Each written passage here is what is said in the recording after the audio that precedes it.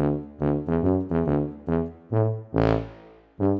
on. Do do do do do do do. Is that the intro?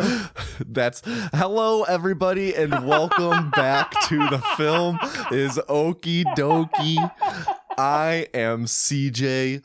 Sorry, I am Tommy. I did that again. With me as always is CJ. CJ, how you doing? Why would we do it that way? That's great.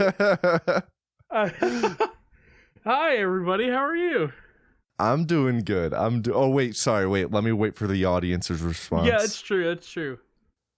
Oh, that's good to hear. I'm glad to hear you guys are all doing well. We Dora the Explorer the audience. I'm doing good, CJ. It's been a little bit since we chatted. How you been doing? I've been doing really okay.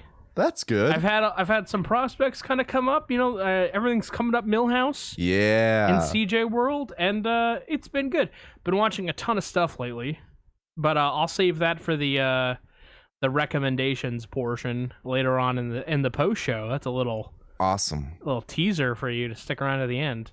So you just quoted "Everything's coming up, Millhouse." Yes, I love saying that. That's one of my favorite quotes from The Simpsons, and just in when I'm playing Mario Party with my friends, I'll like jokingly go, "Everything's coming up, Tommy." And just recently, we were playing Mario Party, and I was just having a good game. You know how sometimes, like, even no matter how you're playing, the luck goes your way.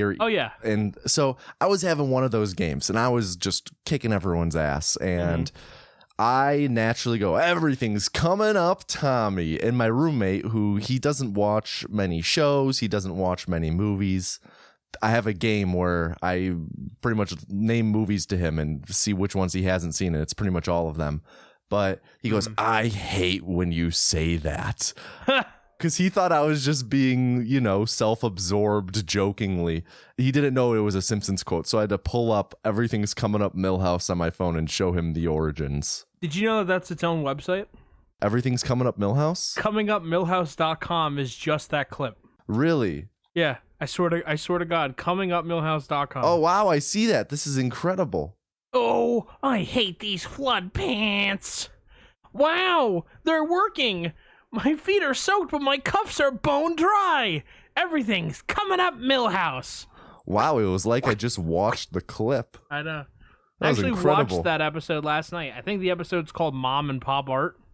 Really? And yeah, so I can't believe you watched that last night. I know. That has one of my favorite scenes in it where Homer is trying to build a barbecue pit. And he gets so angry, he gets enraged. Everything falls in the cement. And he's like, "Oh, quick, must put together quick, cement trying. Oh, English side ruined, must use French instructions. Le grill, what the hell is that?" Oh. And then he starts putting it together and he's like, "Why must everything I do go wrong? Why must I fail at every attempt at masonry?" And then Marge and Bart are inside. Marge goes, "How's your dad coming?" And he looks out the window, and Homer charges at it with an umbrella, and he bounces off it, and he falls over. And Bart goes, "He's done." You say "Everything's coming up, Millhouse," or "Everything's coming up, Tommy." I say, "Why must I fail at every attempt at masonry?" all the time.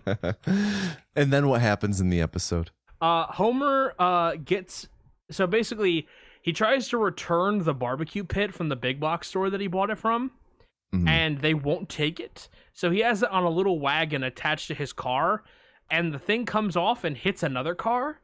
The woman that is in the car that he hit comes to the door. She's an art gallery person, and they call what Homer's done outsider art, and he sells his piece. And Marge is super jealous because she was a painter and she painted all these paintings of Ringo Starr as a girl, and she always wanted to be an artist, and Homer just kind of lucked into it, and that is the drama between the two of them in the episode. And then he basically does the same stuff again for his second exhibit, and nobody buys anything, and they're like, "Oh, this is just like your earlier work." So the episode ends with he puts snorkels on all the animals at the zoo. He puts doormats over all the storm drains, and then he floods the city of Springfield so that it's like the city of Venice. And that's where the scene where Milhouse hates the flood pants, and that's why his house floods. Because Homer has flooded the town. And then what happens? Marge is painting a painting of Springfield on the roof of the house, and then that's how they reconcile. And then what happens? The show ends. Oh. And then at one point, Homer goes, "Honey, I like your paintings. Your paintings look like the things that they are." That's I need to start saying that to my friend who paints. Listen, that's 3 things in one episode that are like super quotable. Yeah. Early Simpsons is the best for that. Endlessly quotable. I think this was like season 10? Mom and Pop Art? It was that late? Mom wow. And Pop Art. Season 10, episode 19. Yeah, because I was watching season 10 last night. Yeah. Homer Impressive. beating the crap out of the barbecue pit with a crowbar is one of my like all-time favorite stills from an episode. I'll put it in general. Yeah, please send that so I can watch it later. Yeah. You been up to anything else, CJ? Anything else of note? Have I ever talked to you about my long-standing belief that I could fight a bear? No. I swear to God, this is going somewhere. So I for a long time thought I would not die in a bear attack. Because I'm like, a bear is a bear, right? Bear can run, bear has claws, bear can eat. But I'm a human. I have brain, I can plan. Bear can't plan. So I'm like, I'll fight the bear, right? Yeah, I'm listening. So I worked with a young lady at my last job, and she worked there for about 6 months to a year, and she was very outdoorsy. She had won like archery competitions for like 13 and 14-year-olds. Like, she's a dead shot, right? Mm-hmm. She was talking about one time she killed a brown bear with a bow and arrow. And she said that the back door was open. She was eating breakfast at the dinner table maybe. Depending on the time of the day, I guess the table changes name. See, I was going to say, I like to sometimes eat lunch at the breakfast table, but then I'll occasionally eat my breakfast at the dinner table, but my dinner's always at the dinner table. It's really my lunch table that goes largely unused in my lunchroom. You have several tables. Yeah, of course, one for every meal of the day. I don't have any tables. CJ, let's make a bet. If I win, I will send you a table. Do you think I can beat a bear or not? Listen. So she killed a bear with a bow and arrow or a crossbow from her fucking kitchen table when she was 16. Mm-hmm. A bear bigger than me, her, and my boss and everyone else in my office put together. Massive bear. One right underneath the neck. I guess that's where they're vulnerable. That's their weak spot. That's the like spot above that the glows. collarbone, I guess. Gotcha. I asked her if she thought I could fight a bear, and she laughed at me for 5 minutes and said, "No, you can't beat a bear." And I said, "I'll climb a tree." And she said, "Bears can climb faster." Yeah. I said, "Yeah, but I can fall. Bear's not gonna fall." Wait, what? I'll jump out of the tree. Bear's not gonna jump out of the tree. Bear's gonna climb down. Okay, I need to hear your full strategy. Is your entire argument based around the fact that you can climb a tree and fall out while a bear has to climb down? Nothing to do with the physicality of the bear? Yeah. The bear can... But listen, I can make traps, I can make plans, right? But I also think I could punch a bear. Have you seen the movie The Revenant? The one where Leonardo DiCaprio won the Oscar, but he didn't really deserve it. Sure. Yeah. So you've seen a grizzly bear. I've seen a bear in real life. Okay. And you think you could square up and punch a bear? Yeah. I might get bit. What? Okay. What kind of traps do you think you could make? What experience do you have in trap making? Like a punji pit. Like a pit with spikes in the ground. You're going to make a punji pit. You're going to make a pit with spikes. You're going to dig like 8 feet into the ground, cover it with some sort of, Here's the thing. leaf surface and lure a bear onto it. Well, when you say it in that way with that tone of voice, it sounds ridiculous. But listen, have you, you fight or flight instinct, right? Have you actually genuinely ever had that kick in where you have this feeling of your fight or flight reflex kicks in? Yes. Okay. Did you run or did you fight? No, I freeze. Okay, so that's the third option. Yeah. I'm a freezer. I fought. I fight. Sometimes I run. Most of the time, my reflex is to run towards the problem, right? So listen, it's not a great strategy, and sometimes it doesn't end well for me, but that's what I do, right? So in my mind, I'm like, life or death, Tommy, life or death. Me versus bear. I have the confidence in myself. Maybe I lose an arm, but I beat the bear. That's the confidence I have in myself. And I gotta put some numbers to this. Okay. You versus a bear. Yep. 10 fights. How many of these fights are you taking? Well, I only need to win the life and death one. Say you can respawn, the bear respawns. It's just you're taking the stakes out of it.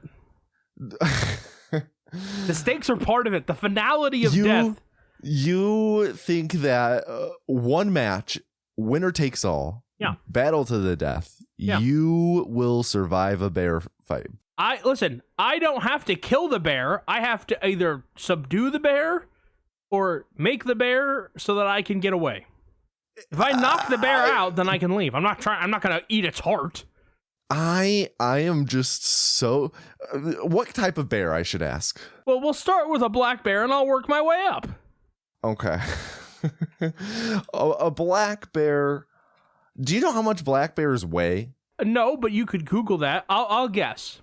Guess. I have the number right in front of me. You have the number. The black bear? Yeah. Yeah, the black bear. The bears that I would see in my hometown. Yeah, a black bear, yes. Okay. The smallest. Not like some Vietnamese black bear or nothing. No, a black bear. Okay. The bear, the smallest, American black bear. Yes, the American black bear. That's like do I get to guess? Smallest bear. That's the smallest bear. The smallest adult bear that you would find. Okay, well we'll start with the black bear and we'll work our way up to the brown bear. Okay. And we'll do the black and white bear. Okay, so it's bigger than me. Let's say 800 pounds. No, an adult male black bear is not that large. An adult male black bear, from what I'm seeing, has a typical breeding range from anywhere from 125 to 500 pounds. Oh, easy. So I'm way more confident about a black. Yep. Against a 500-pound bear. Yep. With giant meaty claws. Yeah. And enormous jaw. Mm-hmm. Well, I'm not going to go towards its mouth. Strength. So what are you going to do? You're going to circle behind it? I'm going to kick it. Oh my! What is going on? Why? These bears are huge, and it's not gonna. You're not gonna. It's, you know what it's gonna do? It's gonna bite your leg when you try and kick it. Yeah. I won't kick it in the mouth then. Where are you gonna kick it? In its fucking fat gut. How are you going to kick it in its gut without it turning to face you? They're slow. Not they really. Listen. No. They can run, yes, but they don't have pivot speed. I disagree. You think that bears are fast turners?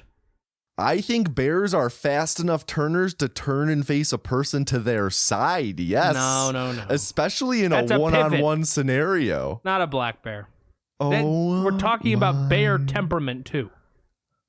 What is going on? Why are you so confident about this? I told you that I was very confident. No, there's zero chance in hell. Okay. You don't even know how long would it take for you to dig a deep enough pit to put spikes into? This is like weeks of prep. No, not weeks. I've dug holes for dead pets before. Okay, and it takes like 40 minutes. You dug a hole in the winter. You dug a hole deep enough for a adult bear to fall into? How big does it have to be? I mean, a black bear can be like over 6 feet standing up. So that's over a 6-foot pit, and there has to be some width to it because a bear's not going to fall into a perfectly bear-sized hole. It might trip. You gotta dig probably by How my would you explain estimates. the rat hole then? What rat hole? When was rat hole ever brought up in this? No, you're saying like a bear-sized, a bear-shaped hole. I was saying there's no way. Like if you dug the bare minimum, like okay, you're gonna have to dig probably at least like a 4 foot by 4 foot width and length, at least, probably 6 foot by 6 foot at least, and at least over 6 feet deep with spikes on the bottom. That's an enormous, that's over 180 cubic feet of dirt you need to move. Okay. That would take so long. Days. So you're saying you have days to prepare for this fight? No. You are trying to apply a lot of logic to something. All I'm doing is I'm trying to understand the full circumstances of these things that you say you will have access to. A spike pit, bear, like traps for the bear, trees to climb up that the bear can't get down from easily, which I would assume bears, who are creatures who can climb trees and do in nature, they are pretty good at getting down from trees too. Especially if they were to climb down to chase after someone who fell and likely got injured on the fall. Listen. You know, I don't know about you. Me at my spry young age of 28, if I jump down from a 6-foot branch on a tree, which you're going to have to climb higher than that, there's an 80% chance I'm spraining my ankle. So if you're going to climb up a tree to escape a bear, first off, you're going to go higher than like 6 feet. You're going to go pretty high up there and you're going to fall. I'm anticipating some broken bones at least. So there's no way this bear wouldn't be able to catch up to you. Now, if we're going to eliminate traps, pits, trees, and just say you versus a bear in a cage match, I'm taking this bear 99 times out of 100. Who said anything about a damn cage match? What are you gonna? I mean, it's probably the best environment for you in the jungle. What are we in fucking Brazil now? No, the forest, whatever. You know. Look, here's the thing. My point is, I have overwhelming confidence in this matter. I don't know why you're this surprised. I told you I had confidence. See, did you know how fast a bear can run? Faster than me. Over 30 miles an hour. Yeah, is that downhill, though? No. Who's sitting in the woods with a fucking radar gun? That's from one bear. That's the Usain Bolt of bears. You're questioning so much research that's been done. What if I mug a bear that's coming out of hibernation when they're all scrawny and mad? Then I think it's fair to say that the bear gets to attack you when you're getting out of bed. Yeah, all right, but bears can't wear glocks, can they? And I don't think you could find a hibernating bear, can you? Well, I don't know, man. Listen. But I don't know. Bears could bust down a door. That I could fight a bear. Always. I'm like, I'll get a good punch in. The bear might even take me down. Getting a good... Okay, so we went from you could beat a bear in a fight, life or death, to I could get a good punch in. I'm not lowering the bar. I'm saying... The bear's going to feel me. The bear's going to remember that I punched it in the face. So I guess, let me go back. You've been saying this whole time you can fight a bear. Yeah. I guess the important question, the way we should have worded this, could you beat a bear in a fight? Well, I don't know. That really depends on the bear. But so this whole time you've just been arguing logistically, yeah, I could fight a bear. I didn't say anything about winning. I didn't say I would kill the bear and eat its heart. I said I could fight the bear and get away, or fight the bear and knock it out. To me, that's a win. I could choke the bear out. You're not going to get away from the bear. I'm telling you that right now. You're not going to you're going to choke out the bear. How are you going to get into a position where you have the bear in a chokehold position? It's got a back, doesn't it? And how are you going to get on this back? You're going to climb a tree and jump down onto it? I know that you're a city boy and everything, but around here we got mechanical bulls. And I held on to that motherfucker for like 14 seconds. You're okay. Hold on. Wait. Do you hear me laughing? I'm dead serious. I just want to go back. I know you're a city boy. Around these parts, we got mechanical bulls. Like we don't have those in a city. You know, if you said we got bull riding out my way, I'd be like, okay, you got a point. There are mechanical bulls everywhere in this city because we don't got real bulls. Well, I got real bulls too. I've only tried the mechanical variety. Sure. Mister, I can't tell the difference between a dairy cow and a beef cattle. Yeah, sure. I know that we have both. Oh my Lord.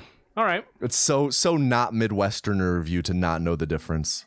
One's got horns. I knew that. Okay. Well, sometimes they do. I'm not even at the story yet. Oh my Lord. Okay, go on. I told you. I'm being serious. I have not been laughing this whole time. This is 100% real confidence. Last week, I was at my sister's house. My sister lives out in the middle of the woods, right? Mm-hmm. And it's not in the middle of nowhere. She is off a highway, but it's not a traditional highway like you're thinking. It's a really old highway, and so all the exits are one way. So you can only get to her house on the highway. You can't leave her road and get back on the highway because it's a one way. So to get back, you have to go through like these like country roads, basically. There's no lights out there. There's no street lights. There's no lights on the houses. You're in the woods. It's pitch black. The tree canopy is so thick you can't see the moon. And it was cloudy. And it was raining. To give you an idea of how dark it was, they put on the front porch light for me. My car was in the front yard. I couldn't see my car from the front porch. It was so dark. Then I walked down the walk until I couldn't see the walk anymore. And then the garage lights came on, which are big, high beam, like big floodlights. I couldn't see my car because I was like 50 feet away. So I had to pull out my phone. And I pull out my phone. I turn on the flashlight and I point it down at the driveway. And the reason I don't park in the driveway is because it's a very narrow driveway. And to get out, you have to do a 3-point turn in the grass anyway. So when I go there, I just park in the grass. So I don't have to do a 3-point turn in the middle of the night. So I get to my car and I have my backpack. All I have with me is my string bag, my cell phone, which has my flashlight on, and my keys. I get to my car and I turn my body because now I'm going to be parallel with the door, right?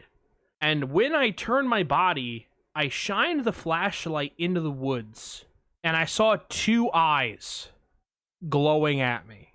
This is 100% a real story.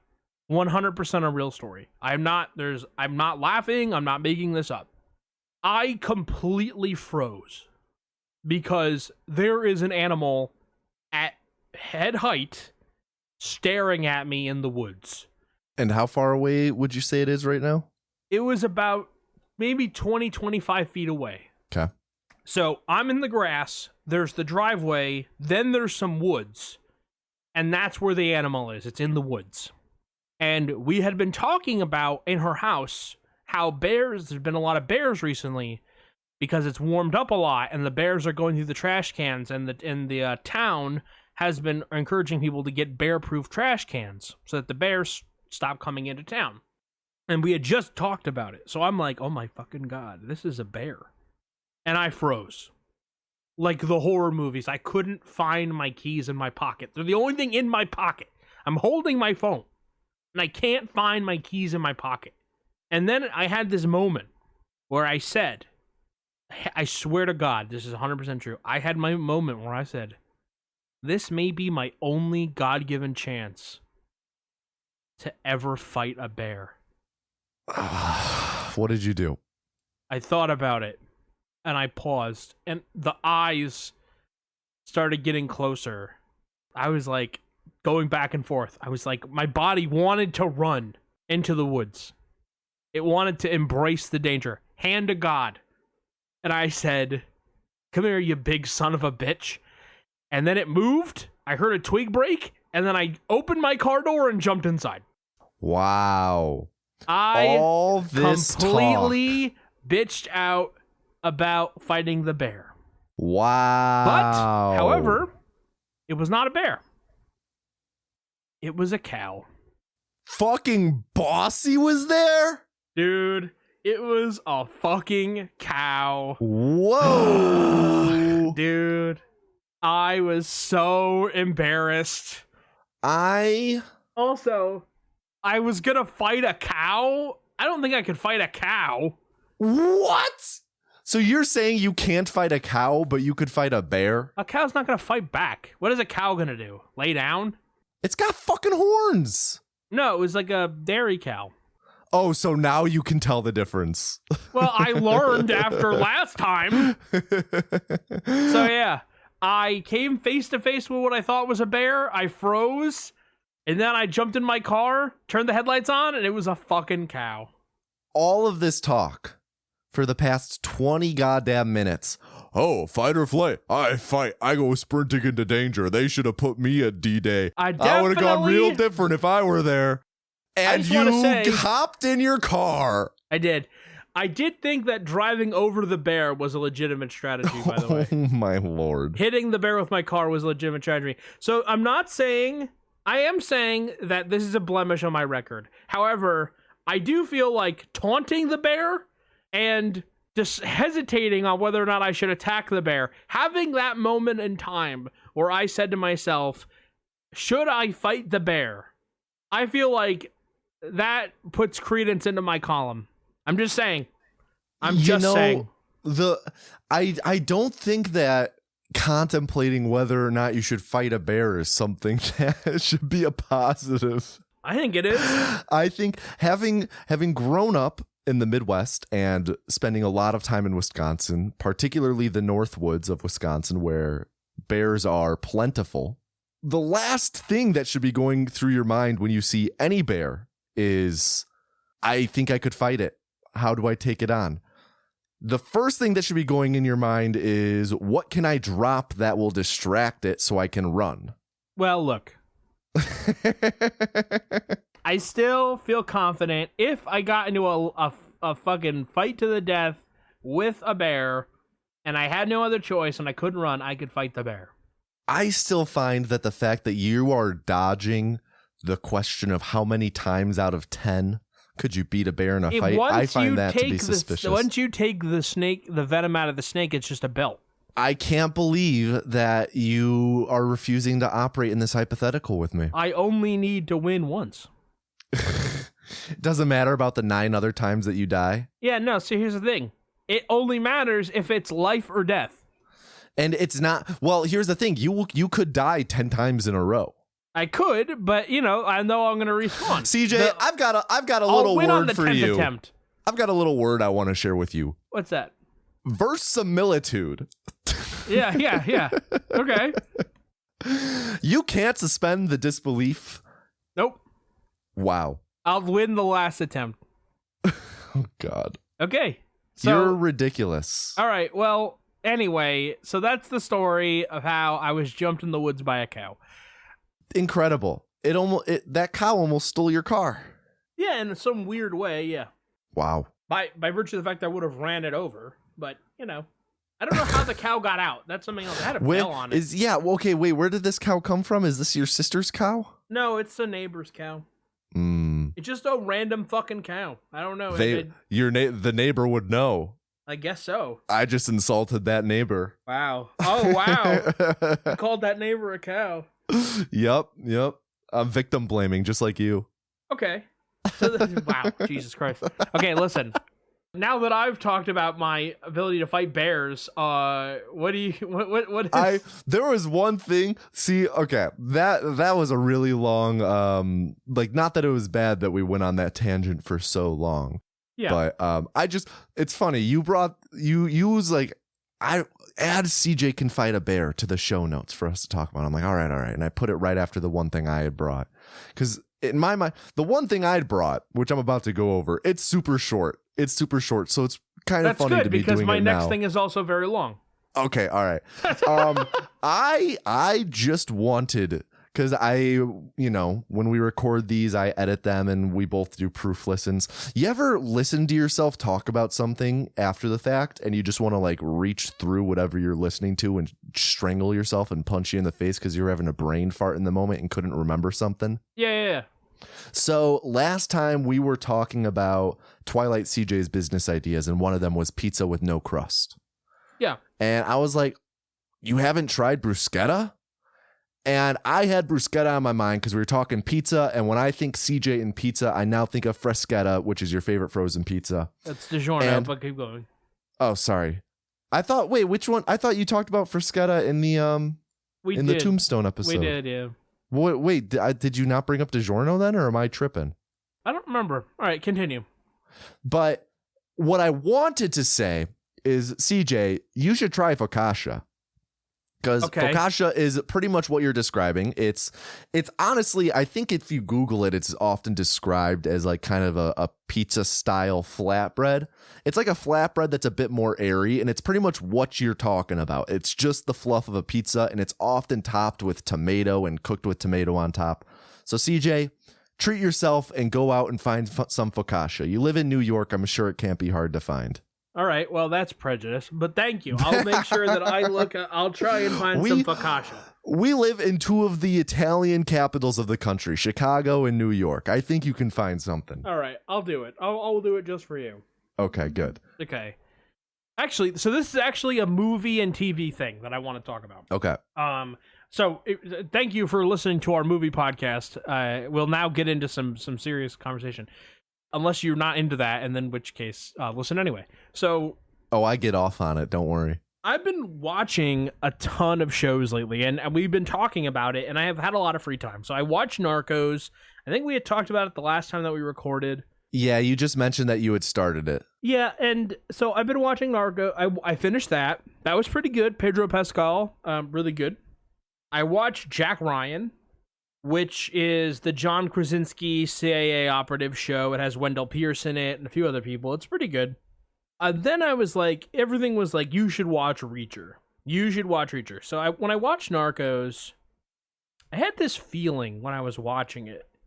It was so weird. It was uncanny in a way because I didn't care about anything that happened between the first episode and the last episode. Almost never.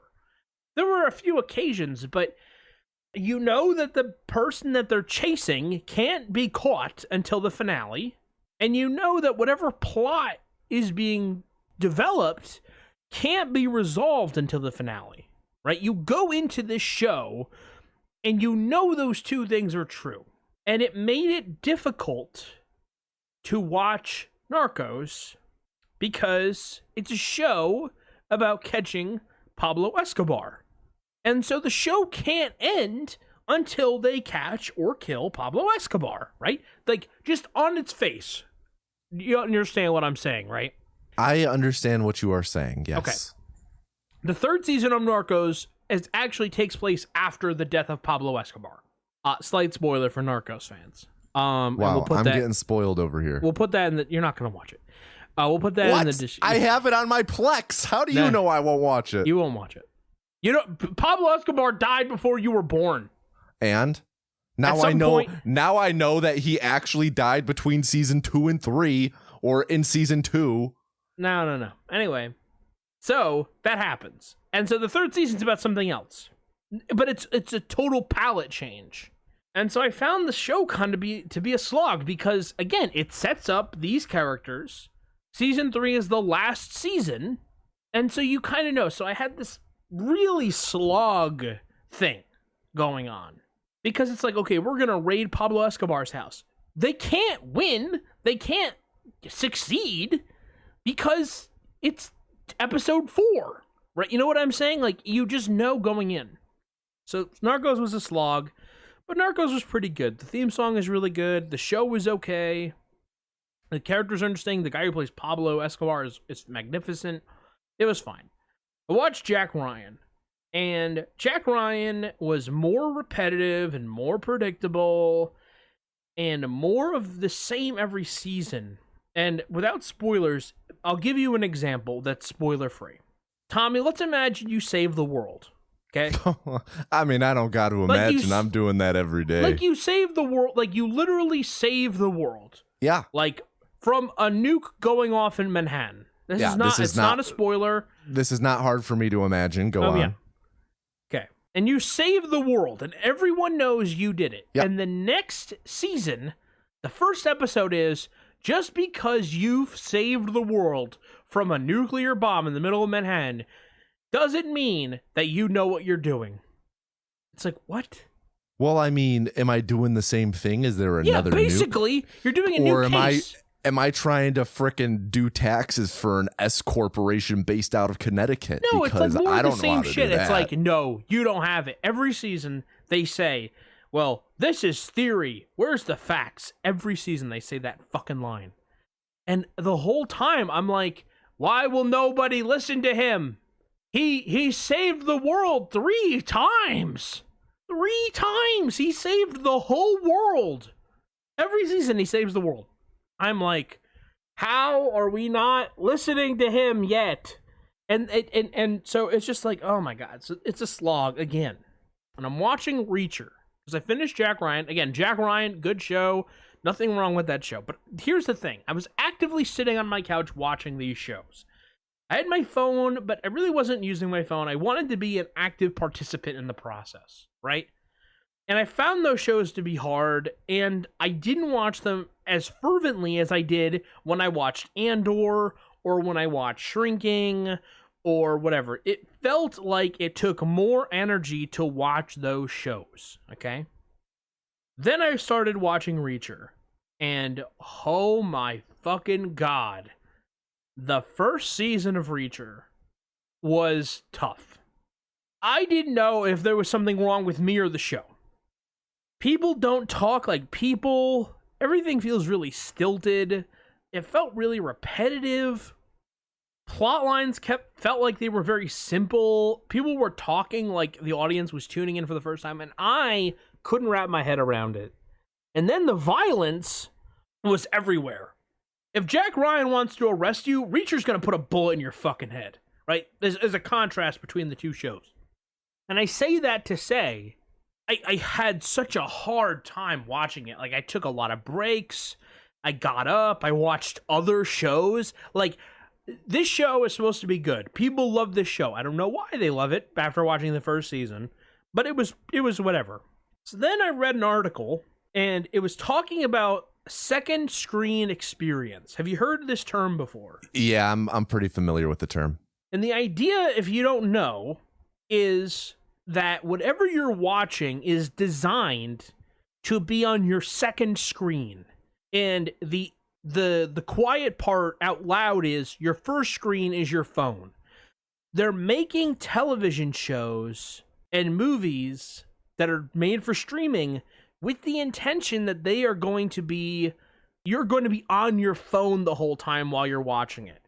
So it has to be something that you can absorb easily. The plot has to be very simple.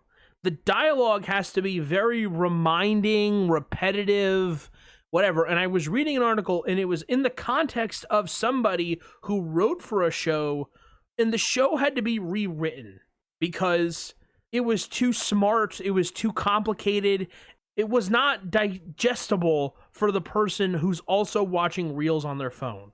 Mm-hmm.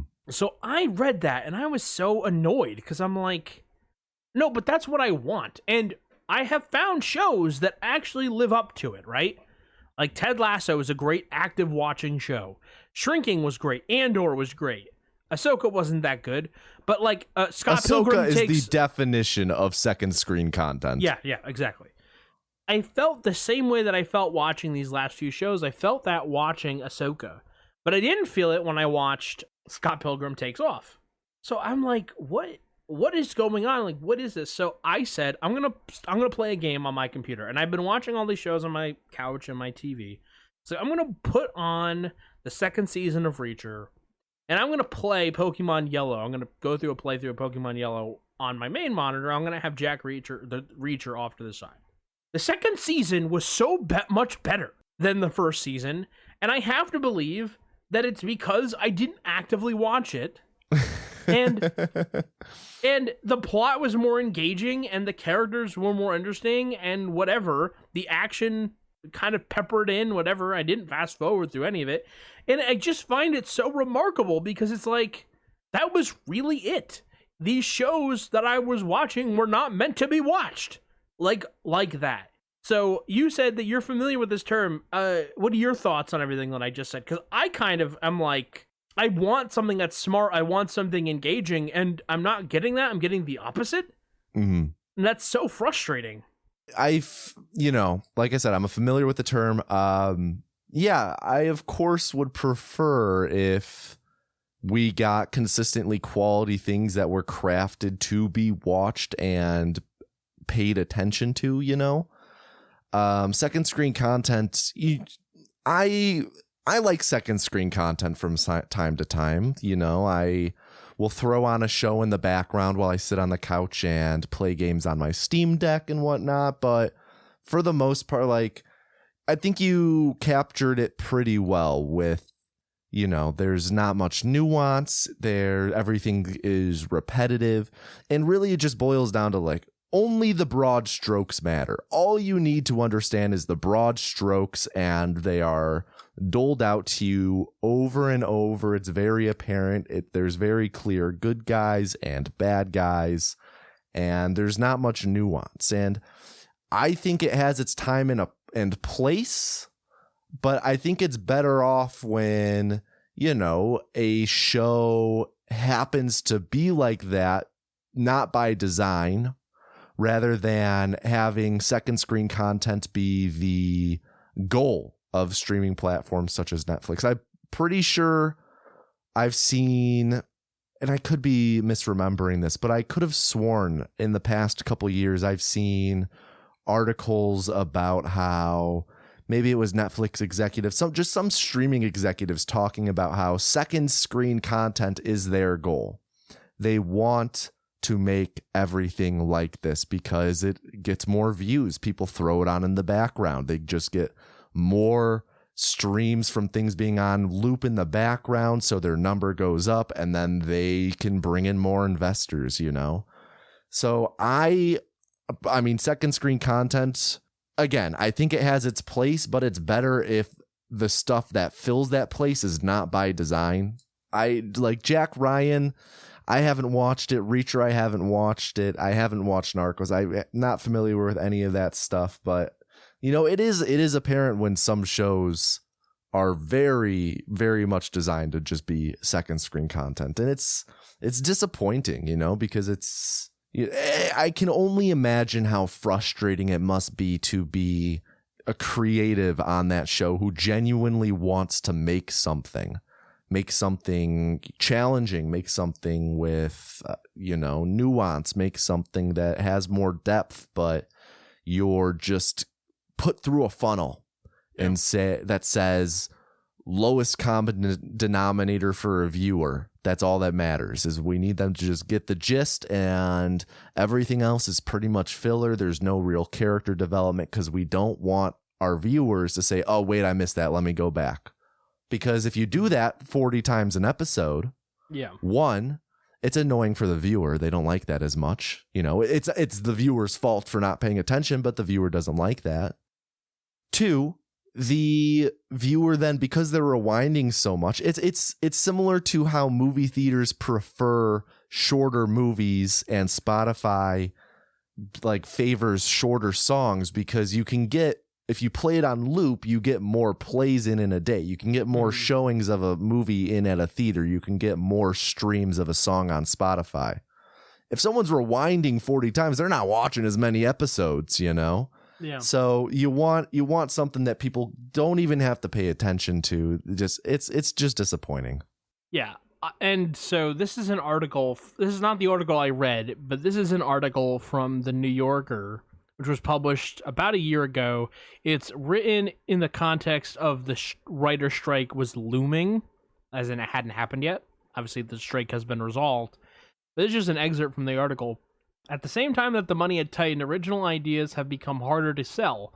The prestige cable days of Mad Men and Nurse Jackie became the prestige streaming era of The Handmaid's Tale and Stranger Things, which has given way to the algorithm and IP-fueled hellscape of superheroes, mergers, and HBO Max becoming plain old Max. More shows are headlined by movie stars who come with large salaries and constricted schedules. And then later on, it goes on to say, they want Yellowstone, they want This Is Us. Those shows are great, but not everyone wants to write that show. What the streamers want most right now is second screen content, where you can be on your phone while it's on, where you can write an original script everyone loves, and then it's like, oh, we can't make this, but please take your pick of our upcoming Batman projects. So, I mean, it's homogeneity. That's a word. Homogenization. There you go. Homogenization. Everything is coming back to just being bland and whatever. And then, like, something will catch fire, and then everything's that again, right? Mm-hmm. I remember when Stranger Things came out, this is early in, like, streaming stuff, early-ish.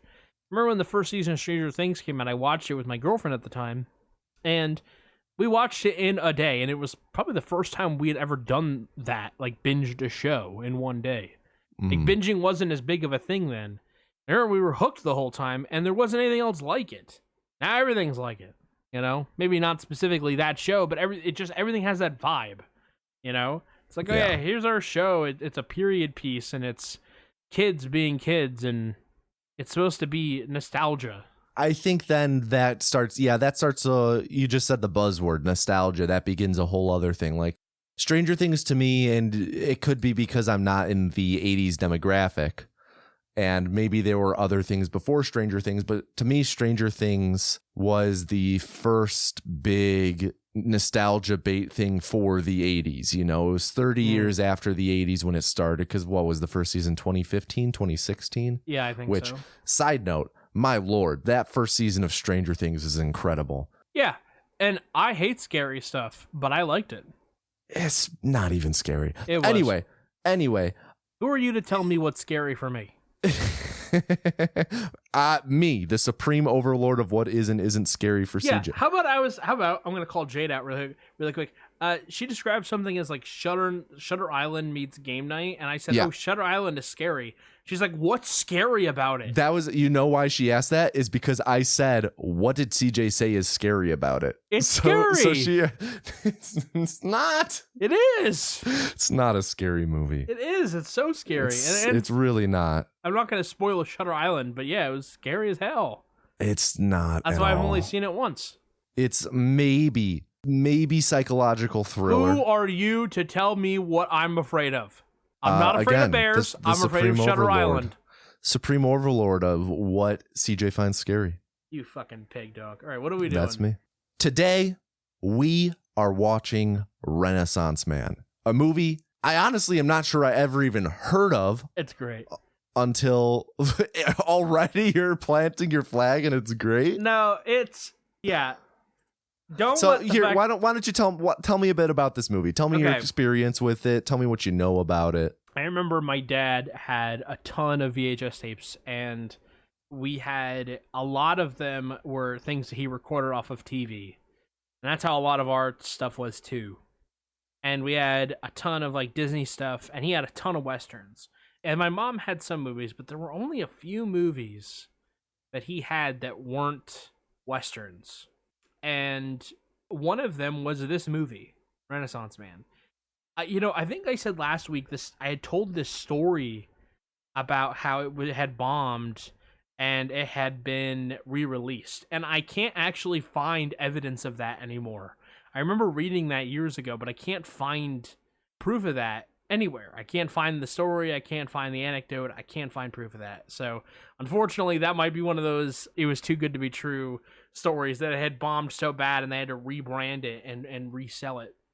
But I remember my dad watching it, and my dad just thought it was so funny. And this may in fact be a That's My Boy movie where it's only funny if you think it's funny. And if you think it's funny, it's really funny. It's Danny DeVito in the 90s. It's a Penny Marshall movie. I don't know if you guys know Penny Marshall or not, but just in case you don't, Penny Marshall was a actress, director, producer. She was Laverne in Laverne and Shirley. Do you remember Laverne and Shirley? I know the name. I've never watched it. with Squiggy. Hello, Laverne. Cheryl. She directed Jumpin' Jack Flash, which is a really fun movie.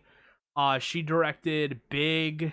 She directed Awakenings, I think, with Robert De Niro and Rob Williams. She did A League of Their Own.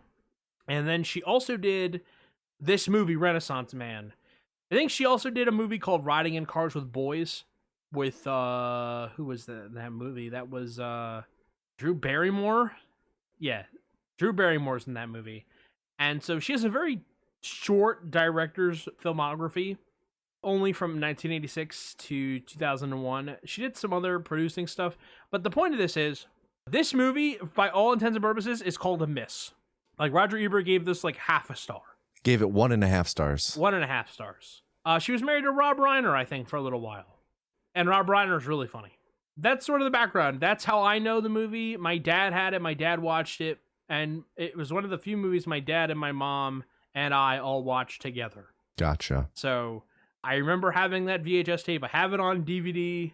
It's one of my comfort movies. I haven't seen it in a long time. It is also, fun fact, the first film role, I believe, for Mark Wahlberg.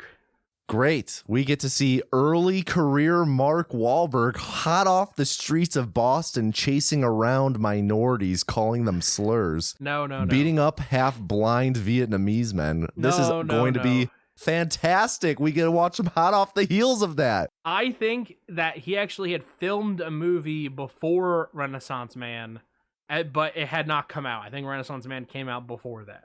Oh, man. So, yes. So it is technically his first. Exciting. And only 6 short years later, he'd be in Planet of the Apes. Wow. 7 short years, because that was 2001, I believe. Oh, yeah. What am I thinking of? I have no clue.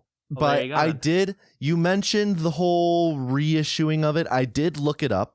The Wikipedia page lists, and I tried to track down the sources, but the only source I'm seeing for this is from the Variety magazine back in 94. So it's an article that I can't really track down, but it says that the film was reissued on September 16th in 1994, which is only 3 months after the movie originally came out. Oh, okay. It was reissued on 17 screens in Seattle under the title By the Book, but did not fare any better. So it wasn't re-edited or anything. It seems like they just rebranded it, gave it a run in Seattle. Who's to even say whose decision that was? That could have been a rogue, movie chain manager who did that. You know what's so crazy? It's so crazy that there was a nugget of truth in that story. Yeah.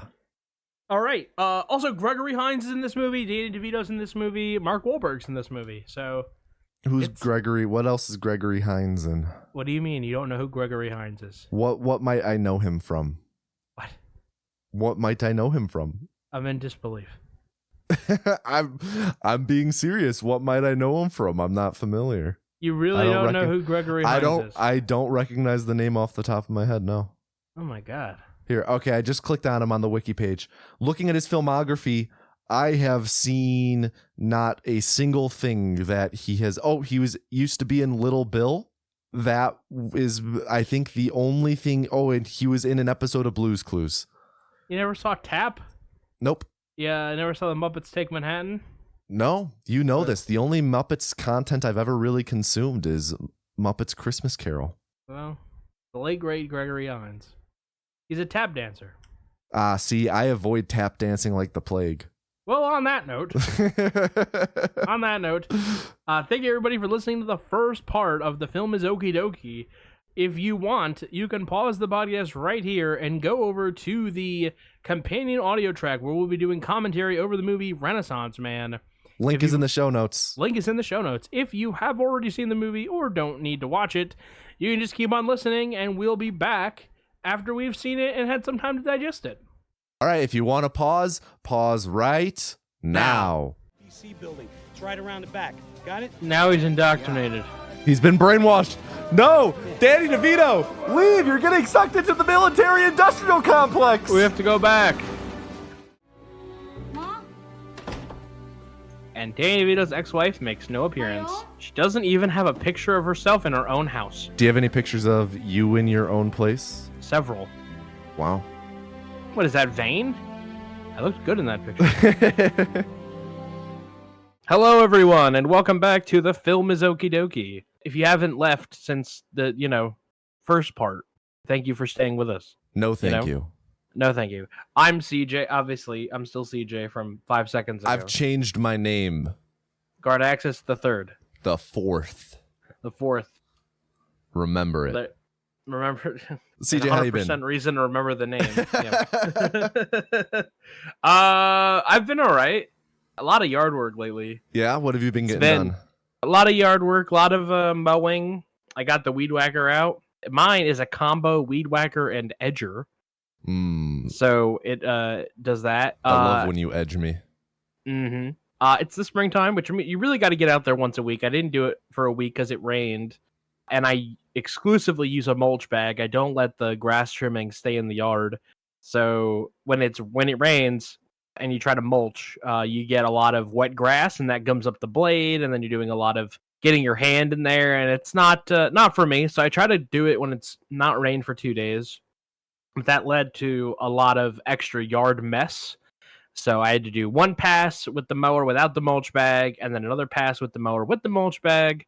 I had to do 2 passes with the weed whacker and the edger, and all of that is in a lawn and leaf bag. And then I got the leaf blower out, which has a suck function and has its own mulch bag. So I got all of the dirt and the dust out from underneath the deck. I got all the leaves that had piled up from the fall that we didn't get. I got underneath the tree in the front yard. So a lot of work, but at the end of the day, it's not as much work as it could have been if I had just tried to do one pass with the mulch bag on. So, but obviously doing 2 passes with your lawnmower in the spring with dry grass, I have a lot of dry patches in my yard. It does create a lot of dead grass. You don't get all of it most of the time. Also, if you're finding that your lawnmower blade is ripping the grass, it's actually really easy to tell. You just look, you run the mower, and then you go down and you look. Your grass should be cut. If it looks like the grass has been ripped or torn, it's time for a new lawnmower blade. So, or you get it sharpened. Oh, you can get it sharpened, yes. However, most people don't have access to a sharpener, and I believe a new blade is like $15 at your local big box store. Oh, that's nice. Yeah. So depending on what brand of mower you have, and it's really easy. If you have to replace I don't know how we got here, but it's really easy. You just bring the old blade with you to the store. I don't know how we got you were the one who steered us directly into this, but I just want to say the restraint. I just want to applaud myself for the restraint I showed at not making a comment when you said that your leaf blower also has a suck function. Oh, I appreciate that. Yes, of course, of course. So, CJ, there was something we wanted to talk about last time in the pre-show. Oh, right. We bumped. Yeah, that happens, actually, quite a bit. This stuff gets brought up, and then we have, other things happen before we record, and then we have to push stuff to the post-show. So this happened to me, I don't know, 2 weeks ago. I was outside in the front yard. A woman was coming up the street, and she says, "Hey, do you know anybody with a Great Dane in this neighborhood?" And I said, "No, I don't." Why? She says, "Oh, because there's a Great Dane in my yard." And I'm like, "Oh, does it have a collar?" And she's like, "I think it does." And I was like, "What do you mean you think it does?" And she was like, she articulated to me that she's 5'1" and this dog is as big as her, and she's not getting too close. Which, you know what? That's fair. I understand. I said, "I don't know anyone with a Great Dane." And you don't know the dog's name? Nope, dog's just sitting in the front yard. So I'm like, "Oh, well, I'll keep a lookout, I guess." So I'm out there, and I'm with my nephew. Wait, when you say you'll keep a lookout, were you saying I'll keep a lookout for if anyone owns a Great Dane and can come claim this Great Dane? Yeah, basically. If Okay. anyone comes looking for a dog. Okay, right? okay. So about 10 minutes go by. I'm out on the front porch with my nephew, and he's playing, and he's doing his thing. And a woman comes up the other block. So you've been to my house, but there's the side that has the hill, and there's side that doesn't have the hill. So the woman that was like, "Hey, there's this dog in my yard." She came up the hill, so it was down the hill, and you can't see past the hill. I can see 2 of my neighbors on the other side, and that's it. This other woman came from the other side of the street, and she said, "Hi, have you seen my dog? And I said, I don't know. She's like, yeah, his name is Sugar. He's really friendly. And so I'm like, oh, okay. I got it. I was like, your dog's name is Sugar? She's like, yeah. I said, okay, I'll be right back. So my mom comes out, watches the kid. I go down the street. You didn't, hold on. Did you not ask in advance, is it a Great Dane? I didn't. Okay. Because there's a woman who has a strange dog.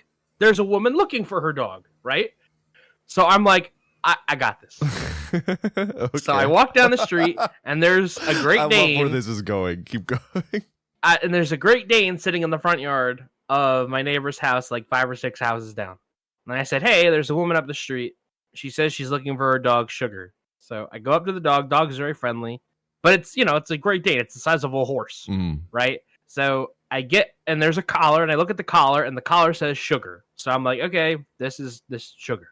So it doesn't have a leash or anything. It's just wearing a collar. So I'm like, all right, come on, Sugar. So Sugar starts following me, and I don't drag this dog by the collar. The dog just follows me up the hill.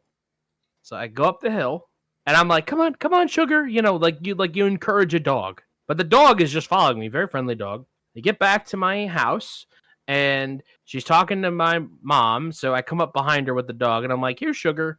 And Sugar's very happy to see this woman. And the woman looks so confused. And she's like, okay, who's this? And I was like, this is Sugar. And she goes, this isn't my dog. She goes, Sugar's a Pomeranian. I was like, oh, what? So I'm like, there was a woman who said she had a dog named Sugar in her yard. I said, is this the collar? She's like, no, this is not Sugar. And then she gets a call. She goes, oh, my neighbor took Sugar for a walk. They're back now. And she leaves. Okay. So I'm like, okay. So I'm like, whose fucking dog is this? And wait, my mom's this Great Dane's collar says Sugar. Yeah, this is a different dog named Sugar. What are the fucking odds? And I'm like, why was the dog so happy to see this woman? So I was like, okay, this doesn't make any sense. I look at the collar, and there's an address on the back of the name of the thing. And I'm like, wait a minute. It's my street. I was like, what?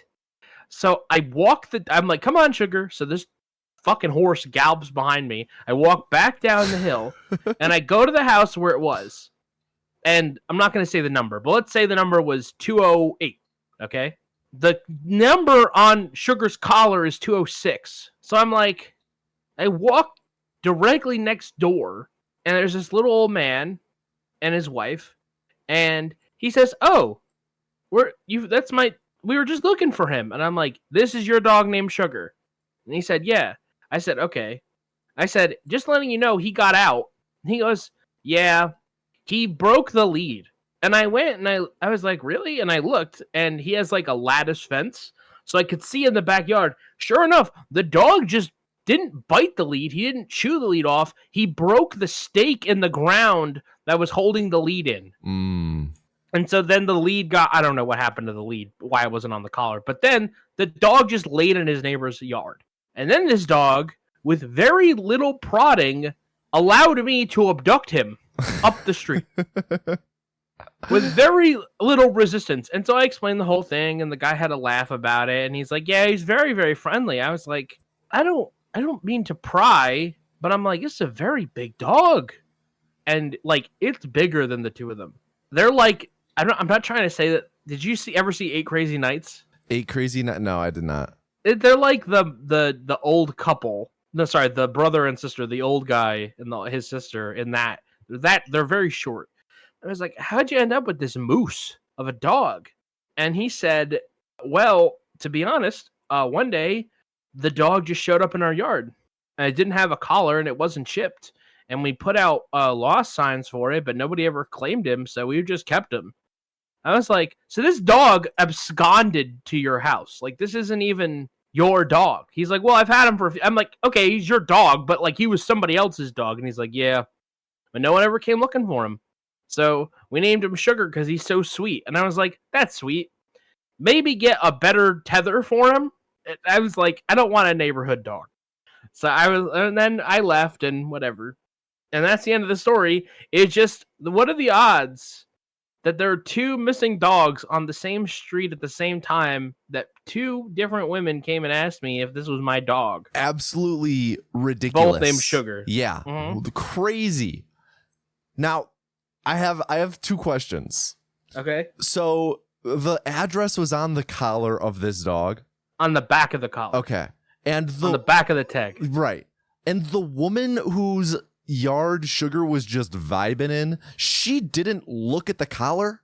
No, she said she wasn't going to go near that dog because the dog was bigger than her and she was afraid of the dog.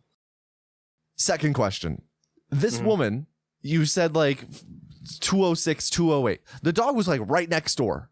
Yeah. Has this woman never seen the dog before and doesn't know what her neighbor's I know almost every dog in my neighborhood, and I've lived here less than a year just from seeing them out. Right. I've never seen her before in my neighborhood. Oh, so I don't know if she's new. Gotcha. Maybe she's new, but also that hill, going up the crest of the hill, that's a big divider. So like there's the people that live on the hill and there's the people that live below the hill. Right. All the people who live underneath you. Yeah, a little bit. all the peasants. I am, significantly higher up. It's crazy how high it is. I know, right? Think about it in feet. A lot of feet. That's a lot of feet. So yeah, that happened. I had another weird coincidence. I don't really understand why this happens to me specifically, but I was getting my oil changed. No, sorry. I was getting an inspection. I didn't get the oil change done. I was getting my car inspected, and I'm like, no. I was getting my brake pads checked. No. Wait, was it the glove box? Stop it. So I was getting my car inspected, and I asked how long it would take to get my car inspected at the Jiffy Lube. And they were like, the woman was like, how about like an hour? And I was like, okay, I'm going to go to the diner next door and whatever. I'll hang out there. So I go there. I eat my lunch, whatever. I sit there. They had Bon Appetit, the YouTube channel, playing in like a playlist on one of the TVs. So I watched Brad Leone make something, I don't know, some kind of sourdough. And then I left. And I go back and I look and I see my car in the thing. The way that they do it is, it's like a very short garage. So your stand in the lobby is next to the garage, right? So, and you can see it out the window. When they're done, they pull it out of the garage and they pull it in front of the lobby. Okay. So I see my car, which is a silver 2021 Toyota Highlander. Everyone write that down. And I see it pull out. And then I see another car pull out, which is another 2021 silver Toyota Highlander. And I was like, what are the fucking odds that we get done at the same time? That's so funny. So I go back. They cloned your car. So there's a man there, and he's paying, and he didn't get. He wasn't in the inspection lane. He got an oil change. So I was like, okay. So I'm waiting behind him, and they're like, "Oh, hi, CJ," and I'm like, "What?" And so his name was also CJ. What? We had the same name. So I'm like, that's really weird. So I go up, and in New York State, the most that they can charge you for an inspection is $21. It is state legislated, whatever regulated. You can't charge more than $21. So anywhere you go, an inspection costs $21. So I get up, and they wanted to charge me $86 because he paid for my inspection. They wanted me to pay for the woman pulled up the wrong customer. So he paid for my inspection. They wanted me to pay for his oil change. I said, I ain't fucking doing that. I got an inspection. And so they're like, you're blah, blah, blah. And I'm like, yeah, but I'm blah, blah, blah. This is my last name. And they're like, oh, you both had the same car? And I was like, yeah, I think it's weird too. So then the manager comes out and he's like, well, he said, someone's going to have to pay for it. And I said, yeah, it ain't me. It's him. I said, go call him. I was like, hey, my fucking problem. I said, as for a fact, I said, my bill's already paid. I said, I already paid for my inspection. Someone already bought it. I said, I shouldn't have to pay anything. He said, well, you're going to pay for your inspection. I said, I'll pay for my inspection, but I'm saying someone already paid for my inspection. You want someone to pay for the oil change. So I paid $21 for my inspection. I got in my car and I drove off. It's just, in like the span of 2 weeks, these two crazy coincidences happen at the same time. Absolutely wild. And speaking of coincidences, Okay. So yesterday morning, Jade and I, we woke up early. We took the dogs for a walk. And this is like, we're wrapping up this long walk like before 8 a.m. Okay. The time frame on this is important. And we were just talking about random stuff. We talked about movies, and I don't remember how the topic got to this, but at one point we briefly talked about Kill Bill. We both were like, I wonder if CJ has seen that movie. So Jade said that she was going to message you and ask, but she didn't get around to it for another 3 or 4 hours later, right? Yes. And CJ, she messages you saying, have you ever seen Kill Bill? And within 3 minutes, you send back a picture. I'm actually watching it right now for the first time. What are we were saying your ears must have been ringing. Kill Bill, Kill Bill, Kill Bill. Like, what are the odds? Because we talked about it hours in advance. And it's not like she asked you that and you just like, oh, no, I haven't. I'm going to watch it right now. Yeah, no. So I don't know how that was really funny. But I thought, so part of me was like, I must have told her that I was going to watch Kill Bill. No, you guys had a conversation about it. And I didn't tell you I was going to watch Kill Bill. No. So that never came up. And then you guys were talking about it, and you just happened to catch me while I was watching it. Of all the movies, like what? How did we? That's just crazy. That is crazy. Coincidences on coincidences. Yeah, exactly. So, you're stepping into my realm of these weird coincidences. I guess we can actually talk about Kill Bill a little bit. I watched it for the first time. Mm-hmm. There's not a lot of Tarantino movies I haven't seen yet. That's one of them, and I hadn't seen it. And I remember part of it is I remember the commercials. If I'm remembering this correctly, I used to watch a lot of baseball on Fox, and there would be a lot of commercials for Kill Bill. And I just had this thing as a kid where I knew what I wasn't allowed to watch, and so I tuned it out. But I remember those commercials for Kill Bill, and how do you make a commercial for Kill Bill? It's her driving the car, right? Like you can't make a commercial for that movie. I don't even know what the trailer would look like. So I love Quentin Tarantino. One of my favorite movies is Pulp Fiction, but I had never seen Kill Bill. So I'm going through my streaming platforms, and I'm like, okay, well, this is a list of things I would like to use to watch before I get rid of Netflix or whatever, or get rid of Apple TV. And one of them was Kill Bill on Netflix. So I'm like, okay, I'm gonna sit down and watch it. So I started it the night before, actually, and I got like an hour in, and then got tired and whatever. So I actually started it the night before, and then when I got the text, I was in the middle of the first movie, which I thought was crazy. For those of you guys that don't know, it's like a martial arts film. It's supposed to be like an homage to those like kung fu movies and stuff. A lot of his fetishes are on display in this movie, like the schoolgirl and the spanking and the feet. Oh my God, there's so many feet. Oh, there's so much feet. So many. I feel like that and Once Upon are like the 2 feet Tarantino movies. If you had to pick 2 as being the most footy. Yeah, I hate feet, so it's like, oh. But now the only movie I haven't seen of his is Death Proof. That's one of the 2 of his I haven't seen. That and Jackie Brown. Jackie Brown's really good. It's just, Also, he worked with Miramax, which is Harvey Weinstein, and then worked with Weinstein again. Like, everything was released through Weinstein forever. Mm-hmm. The movie's good. I'm going to count Volume 1 and Volume 2 as one movie. It's good, It's fine. It's just fine. It's just fine? Yeah, it's just fine. Interesting. Like, it's not my favorite Quentin Tarantino movie. Okay. Listen, most movies are not fine, right? Sorry, he's good. Most movies aren't good, okay? This is good. It's fine for a Tarantino movie.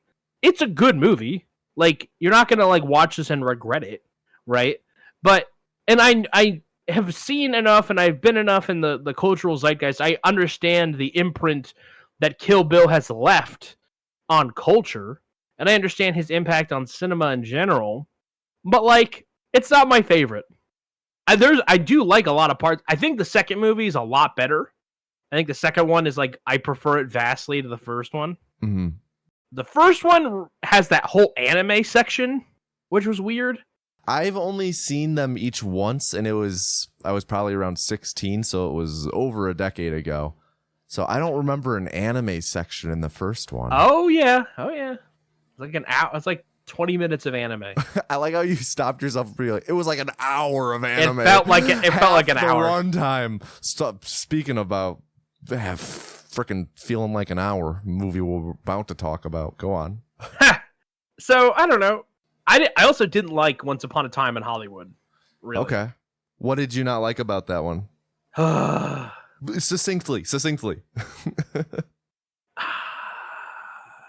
I don't know, man. Like, I didn't like the whole vibe, and then like it being about the Manson family, and then nothing happens. It's like, eh. These are very interesting takes. It's all retch and no vomit. These, you know, I want to hear more of your thoughts on this. For me, quickly rank the Tarantino movies that you've seen. We can count Kill Bill as one of them. So like, there's okay. So all of them, but Death Proof, you said.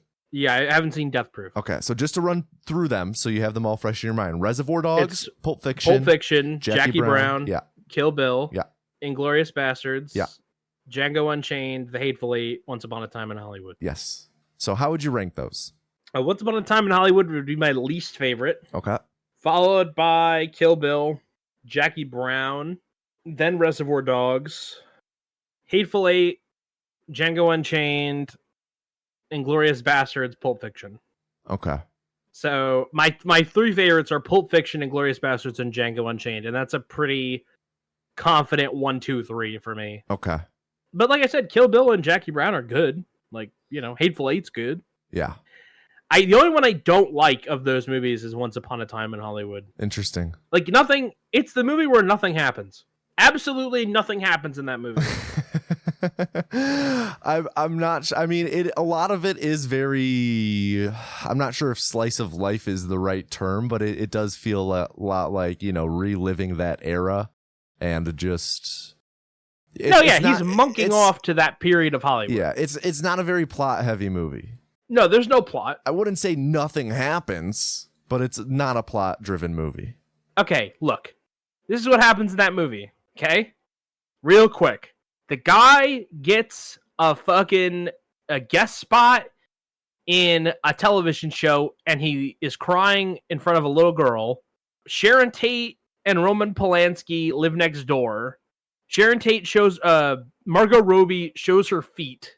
Charles Manson doesn't do anything. The guy, Brad Pitt, goes to visit Bruce Dern at the ranch. Then Leonardo DiCaprio, there's a fucking time skip, because of course there is. He goes to Italy and does spaghetti westerns. Then, when they go out to the ranch, they meet the people. Yeah, no, I did that already. And then three of them go to kill Sharon Tate and Roman Polanski. That doesn't happen. And instead, Brad Pitt kills them all, and with his dog. That scene was so good. Yeah, it was too much for me, but it was all right. The moment when he throws the can of dog food is one of the hardest I've laughed in a movie theater, maybe in my entire life. That was pretty good. I didn't see it in a movie theater, but yeah, it was pretty good. Gotcha. Like, there's parts of that movie that are good, but as a whole, I didn't enjoy it. Gotcha. Fair enough. So yeah, I mean, Kill Bill's good. I think that, I don't know, maybe I gotta mellow on it a little more. If I compared it to, like, it's hard to compare all of them because they're so genre dependent. Like, yeah, Hateful Eight and Django are both westerns, but they're like very different westerns. Mm-hmm. One is like the spaghetti western, and the other one is like the single room American western. Mm-hmm. It's more like rope. It's very. I was gonna say it's very much like the movie The Thing, which is my favorite. But I want to say there's actually music used in Hateful Eight that is from The Thing, but I could be misremembering that. So, yeah, I think we've talked a lot about stuff that has nothing to do with the movie that we're about to talk about. Do you have anything you want to mention before we go? No, I don't think so. Okay, Renaissance Man. Don't worry, ladies and gentlemen. We're gonna get to some more bullshit in the end. I promise. After we talk about Renaissance Man, we'll get to some extracurriculars. But yeah, what were your general thoughts of the movie? I didn't think it was very good. You pig dog. I felt like the movie was trying to be. It was having a hard time striking a balance between trying to be a comedy and a heartfelt drama and a Danny DeVito vehicle.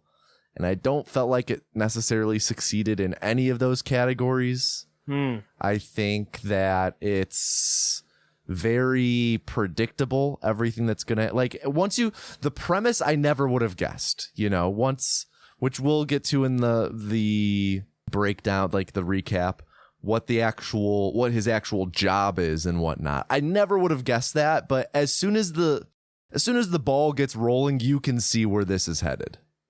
And, sure. Just in general, I none of the drama necessarily struck a chord with me.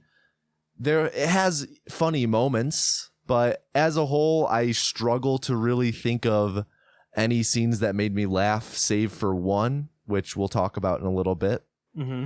But generally, I didn't particularly enjoy it too much. But what I did enjoy was watching it with my best friend, CJ. Ah, there you go. CJ, how do you like this movie? It's one of those things where I'm not going to be too hard on it. It was one of my favorite movies as a kid. It has sentimental value. However, I was watching it, and one prevailing feeling that I had when I was watching it is that feeling when you try to show somebody a funny YouTube video, and you're like, this isn't as funny as I remember it being. I know the feeling. And I was like, oh, man. And I was like, this is fucked. Like, I'm like, I can't recover from this. Like, I'm losing my credibility. And I'm sitting there, like, trying to, like, react to the parts that I remember being funny and not getting much of a reaction. I was like, oh no. This movie isn't very good. I remember it fondly. It was better in my memory. I don't think it's a movie that's not worth being observed. Like, I don't think that it's a bad movie that nobody should ever see. But yeah, you don't have to see it. It's not required reading for the class. If someone said, yeah, I'm going to go home and watch Renaissance Man, I'm going to be like, really? I feel like if you wanted to watch it with us in the background, that's an acceptable reason to watch it. Yeah. Like, I think we enhance a little bit of the experience. There's so many better things to watch. Well, all right.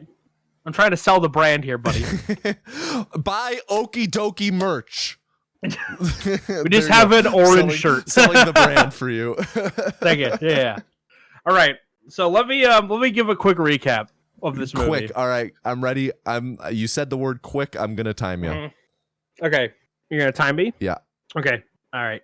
3, 2, 1, go. Okay. Danny DeVito is Bill Rago. He's a divorced advertising executive who basically gets fired after blowing a pitch meeting that he tried to do from his car, but he was in traffic. He gets fired, and then he goes to unemployment where he meets the mom from Family Matters, and she's like, I feel for each and every one of them. And so, are you going to be an asshole, or are you going to help me find you a job? And he's like, whatever.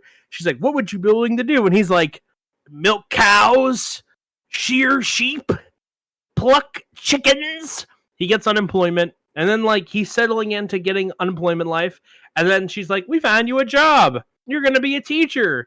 And he goes, I have never taught before. She's like, you have a master's degree. And he's like, that just means I can theoretically teach. Do you know how many kids bring guns to school with them these days? And she goes, in this case, all of them. I guess you didn't read. And Danny DeVito is going to be a teacher at Fort McLean, an Army base. So, his class is the squeakers, the people that lack the ability to have abstract thought. And so he is in charge of training them, teaching them how to comprehend. They're barely literate, varying degrees of education, but the system has abandoned them and whatever else. So there's 9 of them, including, and I'm going to see if I can get them all right. There's Private Benitez, who's played by Lilo Brancato, who was he was C in A Bronx Tale, and he was Matt Bevilacqua in The Sopranos. Miranda Myers, who the rest of these people don't matter except the last one. Jamal Montgomery, Corporal Jackson Leroy, Roosevelt Hobbs, Brian Davis Jr., Melvin, and Tommy Lee Haywood is played by Mark Wahlberg. Which, just want to say, that's 8 people. You said there's only 8 people in the class. You did nail them all, though. Okay, yeah, my bad. So, because that number, also, I'm gonna bring up that number again later. Yeah. So there's 8 of them. They have a big classroom, and also, by the way, his daughter is mad at him because he doesn't have money to buy her a big telescope so she can see an eclipse, and he doesn't have the money to send her to Mexico to see it. So he tries a few exercises. Their stories kind of freak him out. And he gets shaken, and then he has them bring in something to read, and then they take an interest in what he's reading, which is a copy of Hamlet. He decides, okay, I'm going to run with this. I'm going to teach them English literacy by having them go through Hamlet. So he gets into a fight with Sergeant Cass, who is played by the late, great Gregory Hines, and the two of them are fighting and getting into arguments or whatever, because Cass doesn't see the need for Danny DeVito, and Danny DeVito thinks that Cass has a stick up his ass. So he gets a few paychecks. He really, the source of the comedy is supposed to be fish out of water. Advertising man lives on army base, and that's where all the humor is supposed to come from. Hit or miss on whether or not that's going to happen. He makes amends with his daughter by buying her that ticket to Mexico because he lives in a fucking, like, a 1-bedroom efficiency.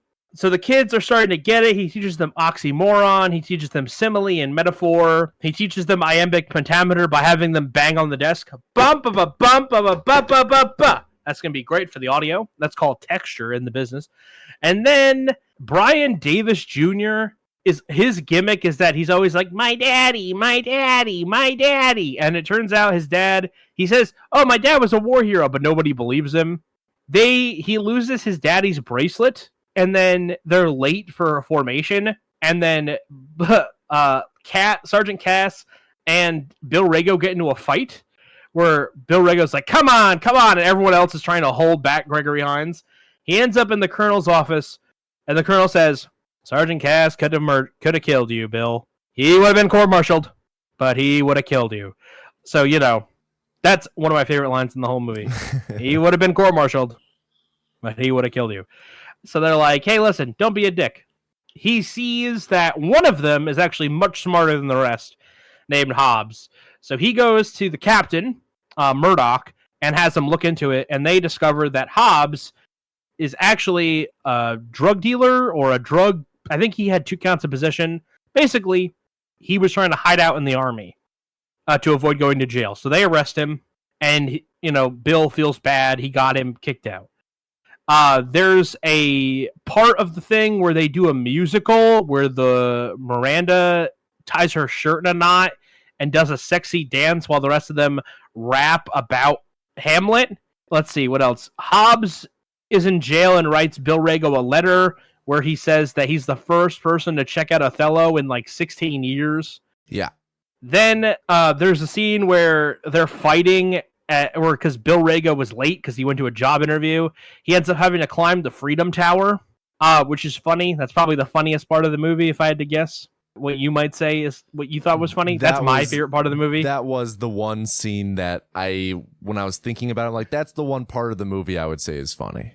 Which we should say the Freedom Tower, it's like an obstacle course type thing where they have It's an obstacle course off the ground. Yeah, they have to climb up. They go across rope bridges. They pull themselves across ropes. If you fall into a big net. It's a giant jungle gym, more or less. To train for confidence. That's what it's for, is to give them confidence. Sure. Then they go to a field trip where they see Henry V in a play in Canada. They come back, and then Cass dares Benitez to do a little Shakespeare. So Benitez recites the St. Crispin's Day speech from Henry V, and Sergeant Cass is lightened up, and then Bill Rago reveals that Brian Davis Jr.'s dad, Brian Davis, was actually a war hero, even though nobody, even Cass, believed that. So Rago he meets somebody and starts dating them, and then he has to give them a test. With like 10 minutes left in the movie, this introduces the concept of the test.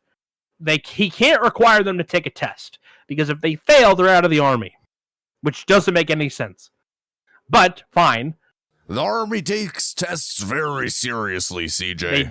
They do say that. So then he's like, hey, you don't have to. None of them think that they want to. He says, you'll be proud of yourself. You'll know that you can do it, blah, blah, blah. So they all show up for the test. They all take the test. They all pass the test. At the graduation ceremony, Brian Davis Jr. is given a silver star that was awarded to his father posthumously because... Don't you mean posthumously? Whatever. After he was killed in Vietnam. And then everyone's walking by, he salutes them, and then he decides to continue teaching soldiers in training. So that's the end of the movie. Very nice. Under 10 minutes. Yeah, there's not a lot to the movie. And I even went above and beyond on some of the stuff. You did. So there you go. You really don't need to go in, you went into a bit of their escapades and whatnot, and certain things that that scenes were centered around, but truly, I'm not saying this to rib your recap. I'm saying you went into a lot of detail that wasn't necessary for this movie. This movie, but we normally do go into a lot of detail when we do the recap. So yes. There's not a lot here. No. So I went a little more into some of the plot points. Yes, I'm saying it's impressive that it was as long as it was. It's 2 hours. Yeah, the movie itself is 130 minutes almost. It doesn't feel like that at all. Why? Because it feels 3.5 hours, actually? No, it doesn't feel that long. Oh, okay, we'll get to that later. How dare you? Okay, go ahead. I mean, just in general, the movie, like I said earlier, I feel like it doesn't necessarily succeed in anything that it's necessarily going for. I guess I should ask. We're moving on to our more in-depth thoughts. Yeah, sure. I don't know. I think about the movie after the fact, and Danny DeVito's character, I think, okay, well, he started off an asshole, and his daughter, hates him for not, it's his character arc with his daughter is now he has a job so he can pay for her things. Okay, what did he learn there? Just nothing. It's not like he was a deadbeat dad. It was, he wanted to buy her the stuff, but he couldn't afford it. And then his arc with her was that he could then take her to a baseball game and fly her to Mexico and pay for an expensive telescope. And aside from him just being him accepting the role, I feel like there wasn't much that we actually saw from his character in terms of development. It's not like he had any sort of, I guess his big struggle was coming to terms with this new environment and finding his place in it. That being, because like you said, it's very fish out of water. But the movie, at least at the start, really sets him up like he's an asshole. He's just you talked about when he was at the unemployment office talking to the mom from Family Matters, and she's asking all of these totally normal standard questions. Can you operate heavy machinery? And the only reason I'll note, I said I don't remember any of the jokes. I had wrote these down while we were watching. This is the only reason I remember them. He goes, oh yeah, theory of plowing was a required class in college. And he's asked very standard basic questions, and he's super sassy. And throughout the movie, he's given just basic directions and instructions, and he's so bad at following them by choice. And there's a sense of entitlement around him. He's always assuming he doesn't need to do things that are standard procedure for everyone, but it doesn't apply to him. And I feel like that establishing him as a character that had like almost nothing to do with his character in the long game. And it's just like, it felt like there was the beginning of something there, but then we just went a completely different direction where the focus was just him opening his heart to the students. But I don't even know if there was much there for that. I could see an argument for, yeah, he helped out with, he wanted to help Hobbs, right? Because he saw something in Hobbs, and then that backfired. But just in general, yeah, I don't know. I feel like I'm floundering here. CJ, what do you think? I said this at the start.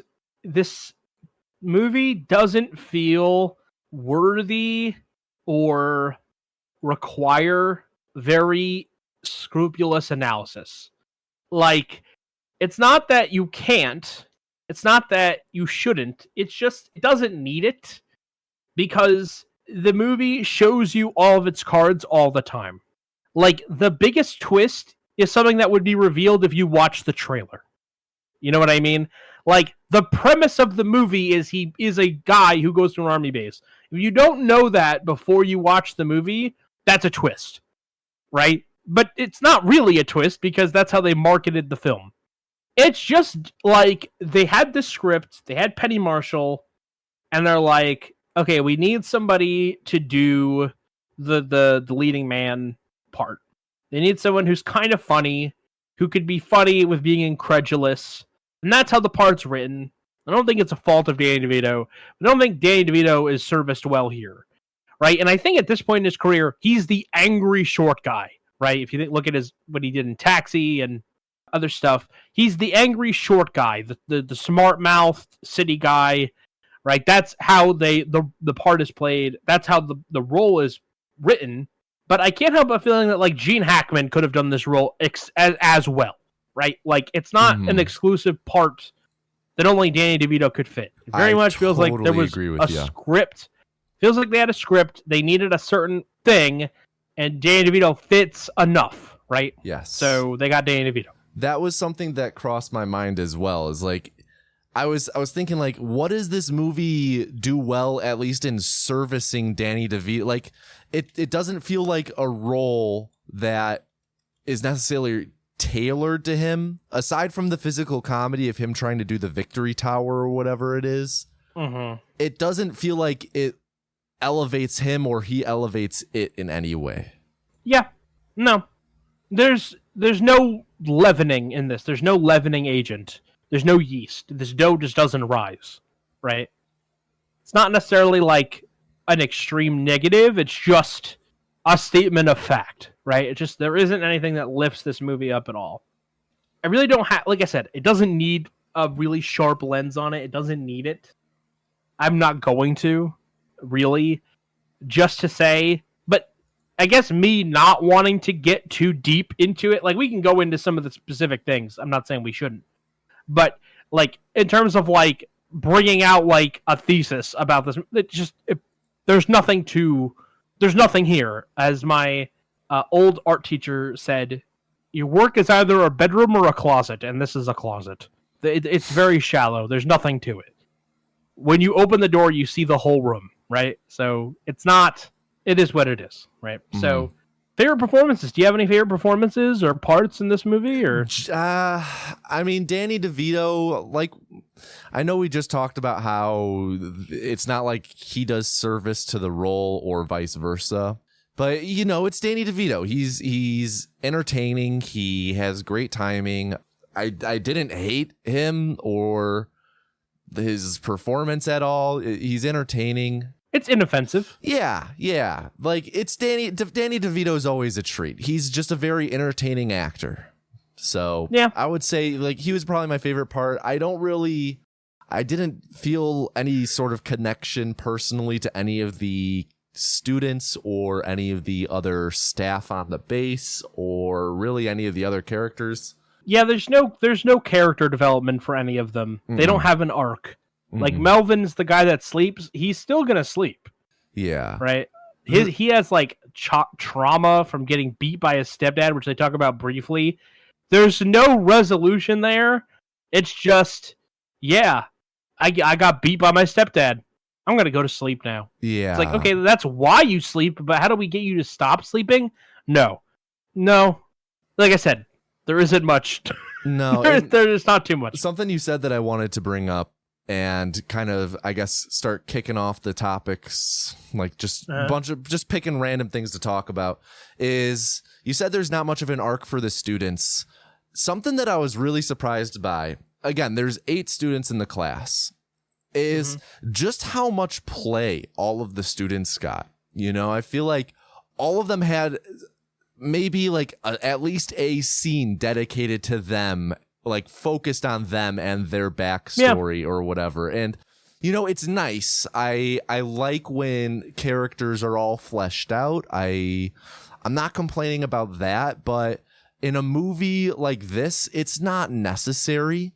It just bloats the runtime, especially when we really only ever truly focus on Danny DeVito's direct relationship with only, like, I would say 2, maybe 3 of the students. So it's, first off, you kind of talked about it during the thing, but why is he teaching just 8 of them? Surely there's either more, or they were like, yeah, you're going to teach all. He has 1 class on this entire base.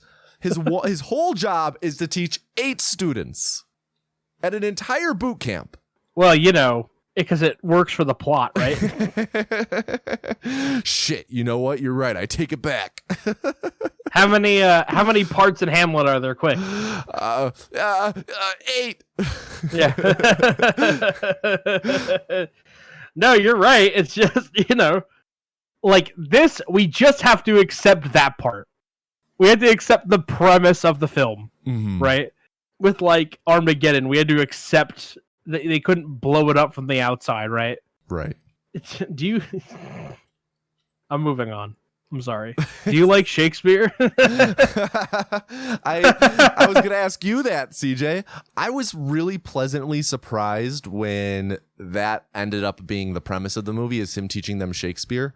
I personally always really enjoyed Shakespeare growing up and reading him in English class. And, you know, I think that there's a lot of bullshit in English classes where you have to annotate, and it's just like, what, you know, that famous meme, what are the color of the curtains? They're blue. What did that represent? The curtains were blue. No, it meant the inner sorrow of the protagonist sealing them out from the outside world. It's like, no, they meant it was fucking blue. But Shakespeare, like, all of that aside, I did really enjoy that. You saw a little bit of it in the movie, like the breaking down of what the meaning was in terms of his, is like cast off thy sorrow colors or something like that was an example they used in the movie. And they kind of break down, okay, what does that actually mean? Sorrow colors. Okay. But like it's knighted color. Yeah. Knighted color. There we go. Thank you. Black, you were black to a funeral. Like, stop looking so sad. You know, I enjoy that aspect of Shakespeare. And I was really, you know, I was kind of pumped for it being a Shakespeare movie. I feel like aside from direct adaptations of Shakespeare stuff, I feel like Shakespeare, for as pervasive and influential as he is, people don't talk about him enough. But CJ, do you like Shakespeare? I do. That came after high school for me, because I feel like I got the raw end of Shakespeare in high school. Every English teacher, whatever, if there were like 4 ninth grade English teachers, right? Each one of them got a different play to teach, right? My just path through high school just sucked. We got Romeo and Juliet, which is fucking dumb. And we got Julius Caesar, which is okay, right? But like, then I'm like, oh, wait a minute. Hamlet and Macbeth and Othello are really good, right? They're not boring. Romeo and Juliet's fucking boring. So I was going to ask you if you had any favorite Shakespeare plays. And I'm guessing by what you just said, Hamlet, Macbeth, Othello. Othello is my favorite, but yeah. So Macbeth is one of my favorites, but my favorite, CJ, is Romeo and Juliet. Fuck that. I actually love Romeo and Juliet. Go fuck yourself. It's so good. Do you really? I do. No, dude. I do. Why? I mean, the big thing I love about Romeo and Juliet is mostly the idea of Romeo and Juliet. They're not supposed to be like, it's not supposed to be a realistic relationship. They are the embodiment of like one true love.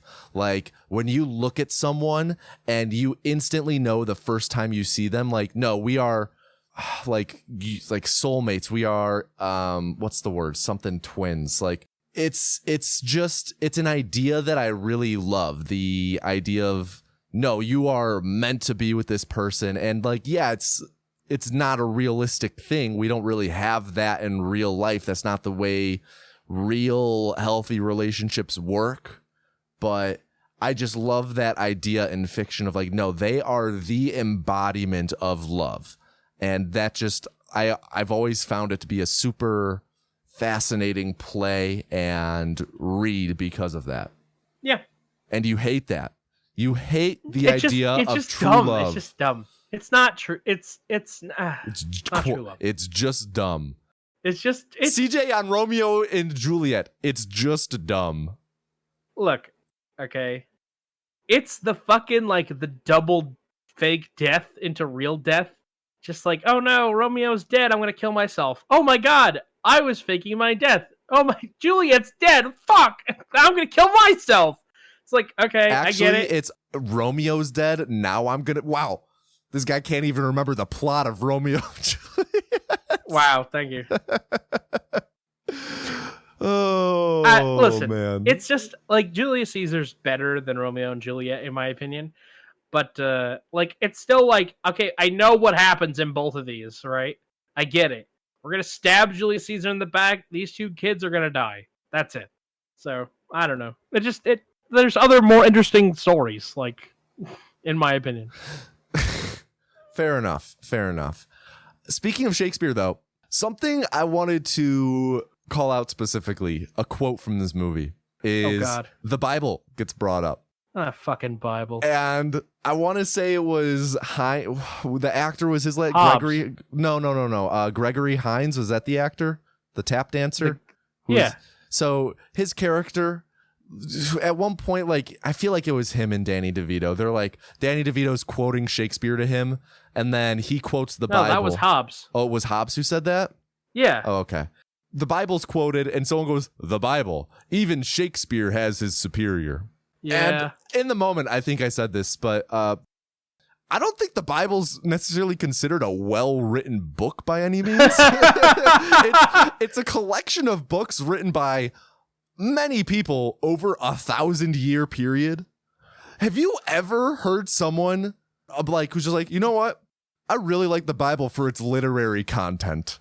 Or like, I'm just going to go home and read the Bible for entertainment. Like, no one ever in history is like, I'm just going to go home and read the Bible for fun, because it's just a really compelling read. I did go to school with a girl who was very Christian, like almost like cult-like. And like, I'm not talking like normal, like obsessive, like she was in like a part of like a very strict sect. It was like her whole personality was Jesus. And she used to like read the book for fun. And I remember I was in driver's ed with her brother, and then I went to college and I had a class with her, and I was like, the two of you are a fucking pair, you know that? Holy shit. Like I thought he was bad, you're worse. Like, it was everything she talked about had to involve Jesus. Like, if she got a muffin that morning, it was about fucking Jesus. Like, Jesus put a muffin in front of me. The muffin is about having sex with Jesus? You know, you keep bringing this up about like the false whatever. I think Ray Bradbury did a thing where he was talking about Fahrenheit 451, and it was for a class, and I think the class was like, it's about censorship or something, and Bradbury got really fucking mad, and he's like, it's not about censorship. It was he wrote the book because in his mind, mass media like television was destroying people's interest in literature. He's like, it's not about censorship. I wrote the fucking book. Interesting. But now everyone says it's a book about censorship. Right.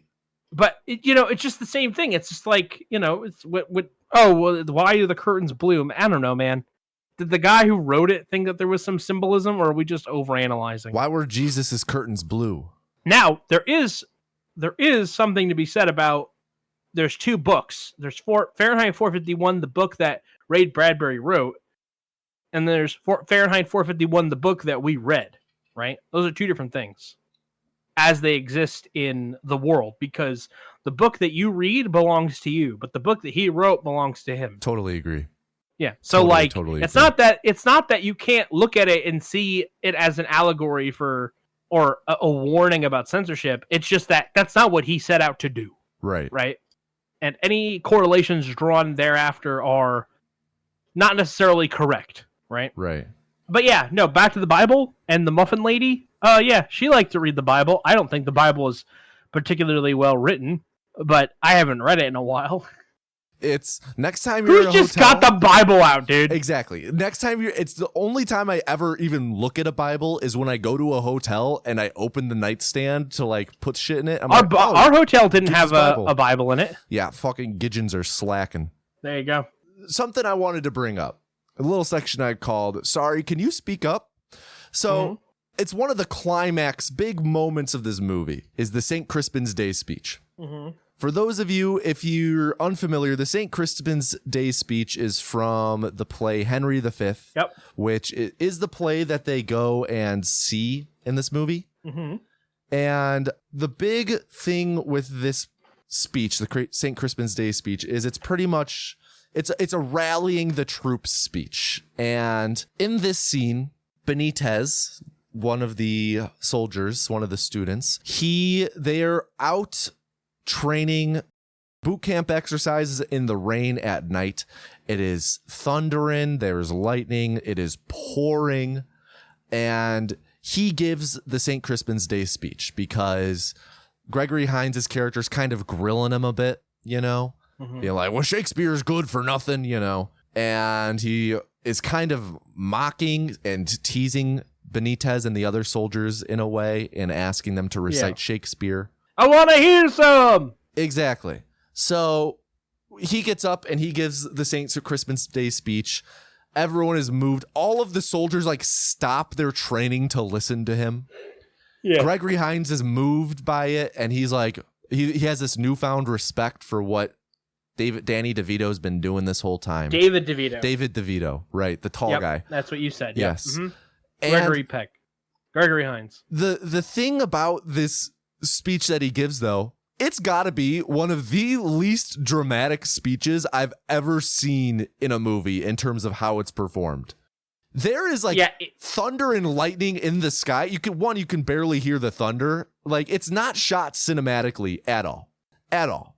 And he's not even raising his voice. So I'm assuming every person in the scene who isn't Gregory Hines, who's standing behind him, there's zero chance they can hear him. All of these soldiers behind him who all stop to listen. And, you know, it's one of those scenes that I don't remember. I don't think this is in the scene. It's one of those scenes where at the end, like, you would expect all the soldiers to start applauding and be like, yeah, we're motivated. It's like, it's that type of mood. But, like, there's zero chance any of them heard a word of that, especially over the rain and the thunder. If you don't know the St. Crispin's Day speech, the line, we few, we happy few, we band of brothers, is from that. Yes. So a lot of people know that line, but don't know specifically that. But yeah, no, you're right. No, that doesn't make any sense. It's one of those, like, oh, this is supposed to be like a big capstone moment. Like, what was the measurement of success for these kids? Like they were told that they couldn't have a test. How do they track improvement if these people are supposed to be like brain damaged? Well, and then it leads the question, if they're not going to track this, why hire someone to teach them? But then I remember it's the American military and spending money is their job. Yeah, inefficiency in the military couldn't be me. It just doesn't make any sense. Like a civilian instructor who reports directly to a captain and then reports to the colonel. Yeah, okay. Chain of command. What's the chain of command here? Because... Go ahead. I have no idea. I just laid it out for you. He's a civilian. He reports to Captain Murdoch, I guess. And Captain Murdoch lost an APC at one point. And then, like, what the fuck? he at one point gets in trouble and he goes to see the colonel, who I think is in charge of the base. The colonel? Didn't we miss a few steps? The captain reports to the colonel? Or does Danny DeVito report to the colonel? My favorite thing regarding this is Danny DeVito is hired. He gets the job through the unemployment agency. He gets there. That's funny. He reports to like Murdoch or whatever his name is. And it seems like throughout the movie, Murdoch is his boss, right? Danny DeVito is there on a job that he did not apply for. He like has to take it because of unemployment. And this is like we've talked about how he has this conflict with Gregory Hines, and some of it is Danny DeVito being antagonistic towards him, right? Like Danny DeVito interrupting him when the soldiers were late. You know, like Danny DeVito was out of line there, like that. He was interrupting Gregory Hines at his job while he was trying to hold the standards that he holds these students to in that environment. But there's one scene where Gregory Hines is just super pissed at Danny DeVito and yelling at him about how his class is a waste of time for these kids. And the quote is, their time out here is more valuable, not the time in the classroom. And he's like telling Danny DeVito how he shouldn't be here. It's like, okay, he's not the one you should be yelling at. Like the way that he's yelling at him is like Danny DeVito showed up and was like, hey, by the way, I'm going to teach these kids class. I hope that's okay with you guys. That's kind of what I'm going to do here. And it's my decision. And he's so mad at him for teaching these kids. It's like, you don't think that he would rather be somewhere else? Yeah, no, I agree. No. I think the point was that they're trying to like, oh, not everyone agrees with Danny DeVito being here. He has to have someone to conflict with, right? And it can't be the captain because the captain hired him. I don't know. Exactly. Like, what's going on here? Yeah, no, for sure. Another thing, and we don't have to talk about this too much, I just wanted to point out, are these 8 students like getting bullied by the military? Why these 8 specifically? Like, you talked about like, yeah, they're not smart or whatever, but we're never shown them being more dumb than the other soldiers in any way. Mm-hmm. I wouldn't say that any of the students, other than Melvin, who's asleep all the time, I wouldn't say that any of them necessarily exhibit traits that would set them apart from any of the soldiers. Like, oh, these guys are below the curve. Not at all. In fact, Hobbs is pretty bright, you know? Yeah, no, it's just like, so why are these 8 students singled out and they have to go to class for like an hour every day? I wanted to bring that up. Don't forget, because this is a movie in the 90s, there has to be a love interest. Yes. Late game romance. Let's talk about this. I went back and I did a little math on this. All right. And correct me if I'm wrong, but the first time we see the character who Danny DeVito has the romance, the love interest. She has a name. I could not tell it to you. Marie? Yeah. Okay. Correct me if I'm wrong. The first time that we see her is the scene when he's going there to like inquire, like she's like works in an office or something on base, like records or something. Yeah, it's when she goes there to or he goes there. I don't even think so when he goes to talk like about Hop. Like it's pretty much when he goes there and asks her on a date. Yeah, is the first time we see her. That scene happens with under half an hour left in the movie. Yep. The love interest is introduced with under half an hour left in this movie. So we have the scene where, and I gotta say, it's not like they meet and there's fucking sparks flying. It's not like the director was standing there trying to separate them from having their genitals fly at each other. It's not like there was a lot of chemistry there. But we have this one scene with that, and then one scene later where they're on a date at Burger King. But we only have... That does happen. We have 1 minute of the date. I went and I checked how long. It is 1 minute of a date scene between them two before it is interrupted by another character who comes, and that character kind of takes over the scene with what's going on. It's a plot moment. And then Danny DeVito and her kiss. And then that's pretty much the end of the romance subplot, aside from her sitting by him or being there at the graduation ceremony at the end of the movie. Yeah. Just the romantic interest just shows up with under 30 minutes to go, 10, 15 minutes later, we see them together for a minute having like pretty innocuous conversation. It's not like their genitals were trying to fly at each other. Again, right? the genital flying. What is this? Does this happen for you? You mean you're trying to tell me that you don't just feel a pull towards another person's no.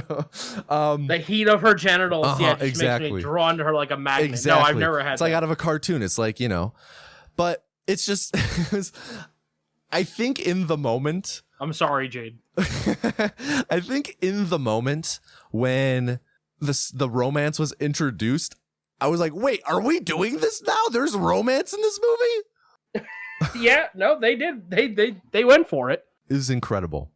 Incredible. Yeah, like if you think about another Penny Marshall movie, like A League of Their Own, like in that movie, it works. Like that movie works, right? Where you know all the details about all of the different ball players and their circumstances and everything. And like, it's a very like, it's a baseball team, right? So that's how big the cast is. It's the size of a baseball team. And like in that way, it works. And somehow when you do that in this movie, it doesn't work in a weird way. I think Roger Ebert gave it to like a half a star or something. You know what? If we could go back in time and listen to the beginning half of this podcast, we would know exactly what he gave this movie because I think we talked about it then. I think we did too. Yeah.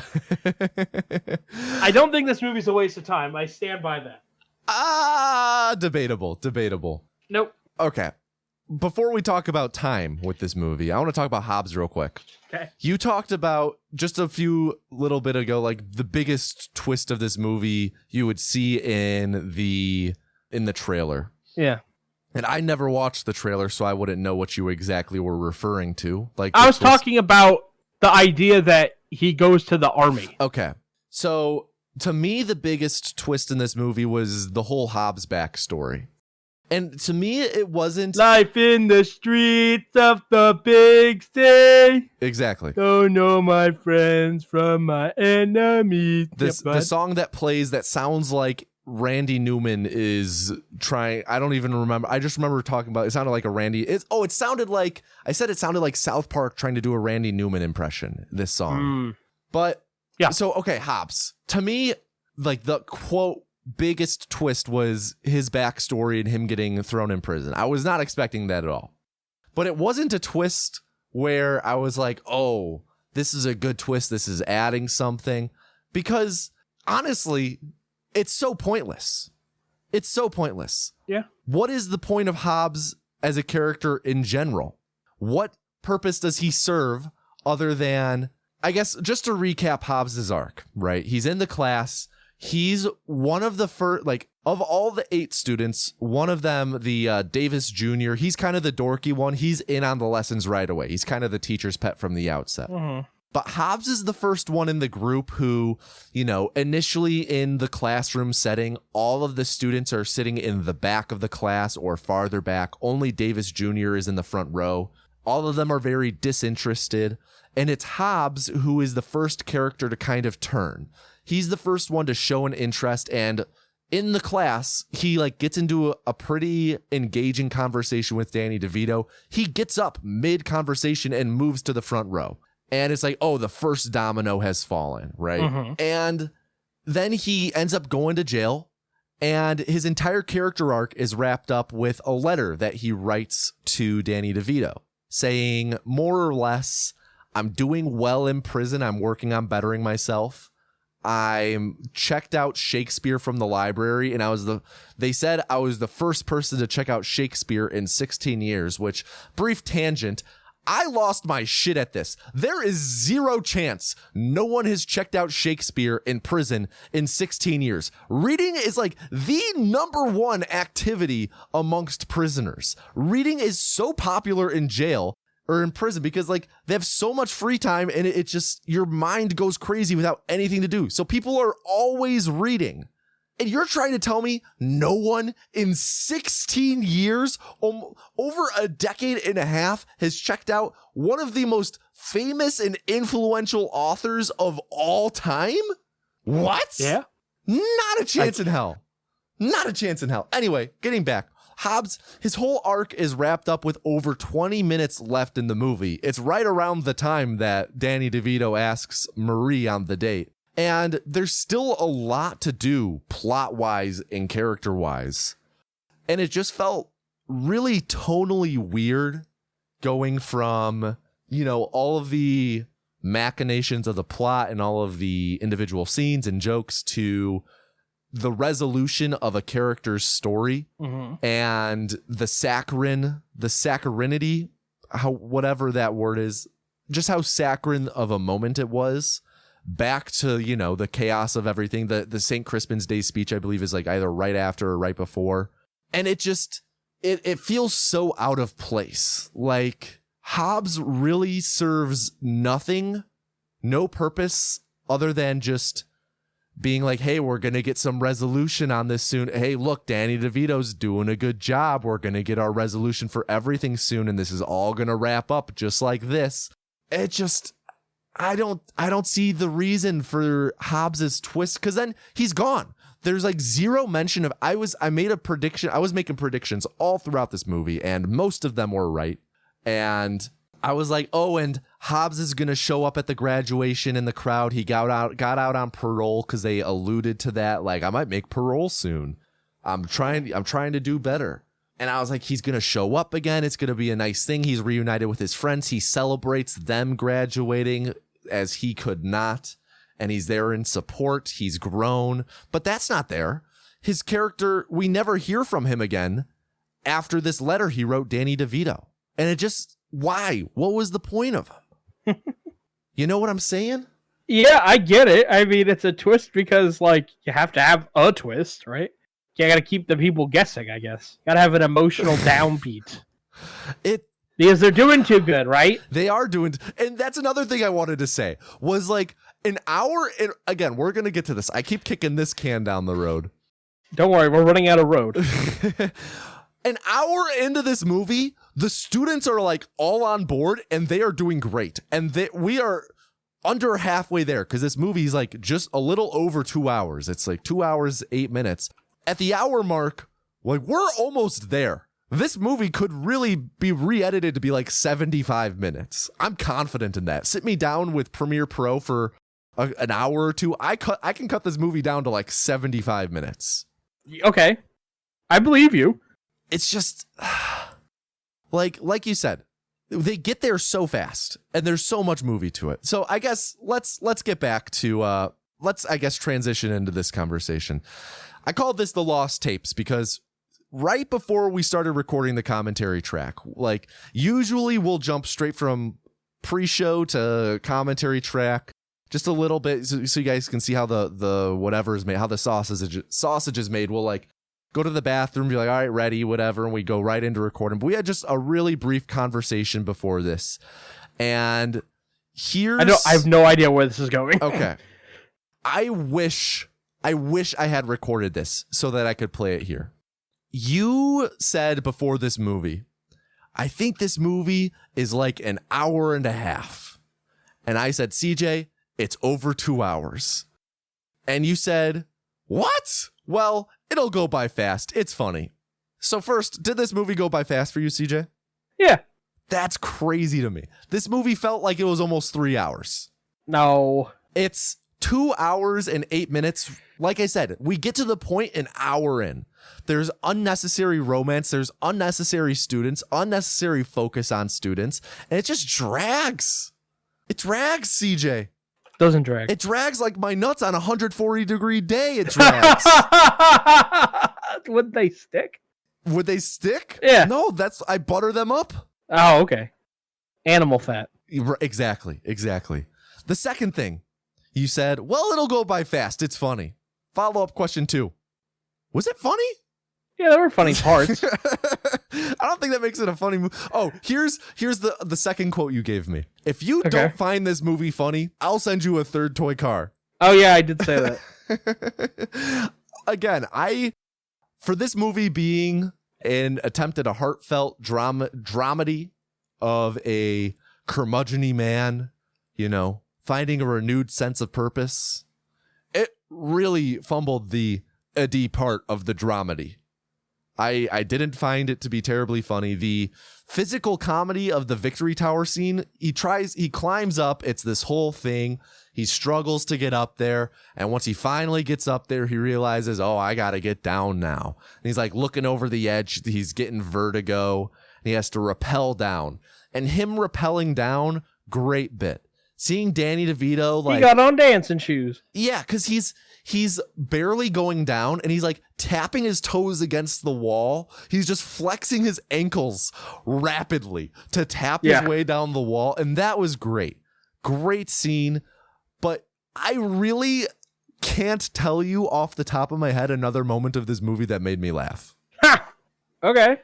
Look, I started this off by saying this was the video that you show somebody and they don't laugh, and then you realized it wasn't funny. Yes, exactly. So I was super glad that you said that going into it. Yeah. Man, this movie. One of my favorite things about this movie is the final exam. CJ, what the fuck is this final exam?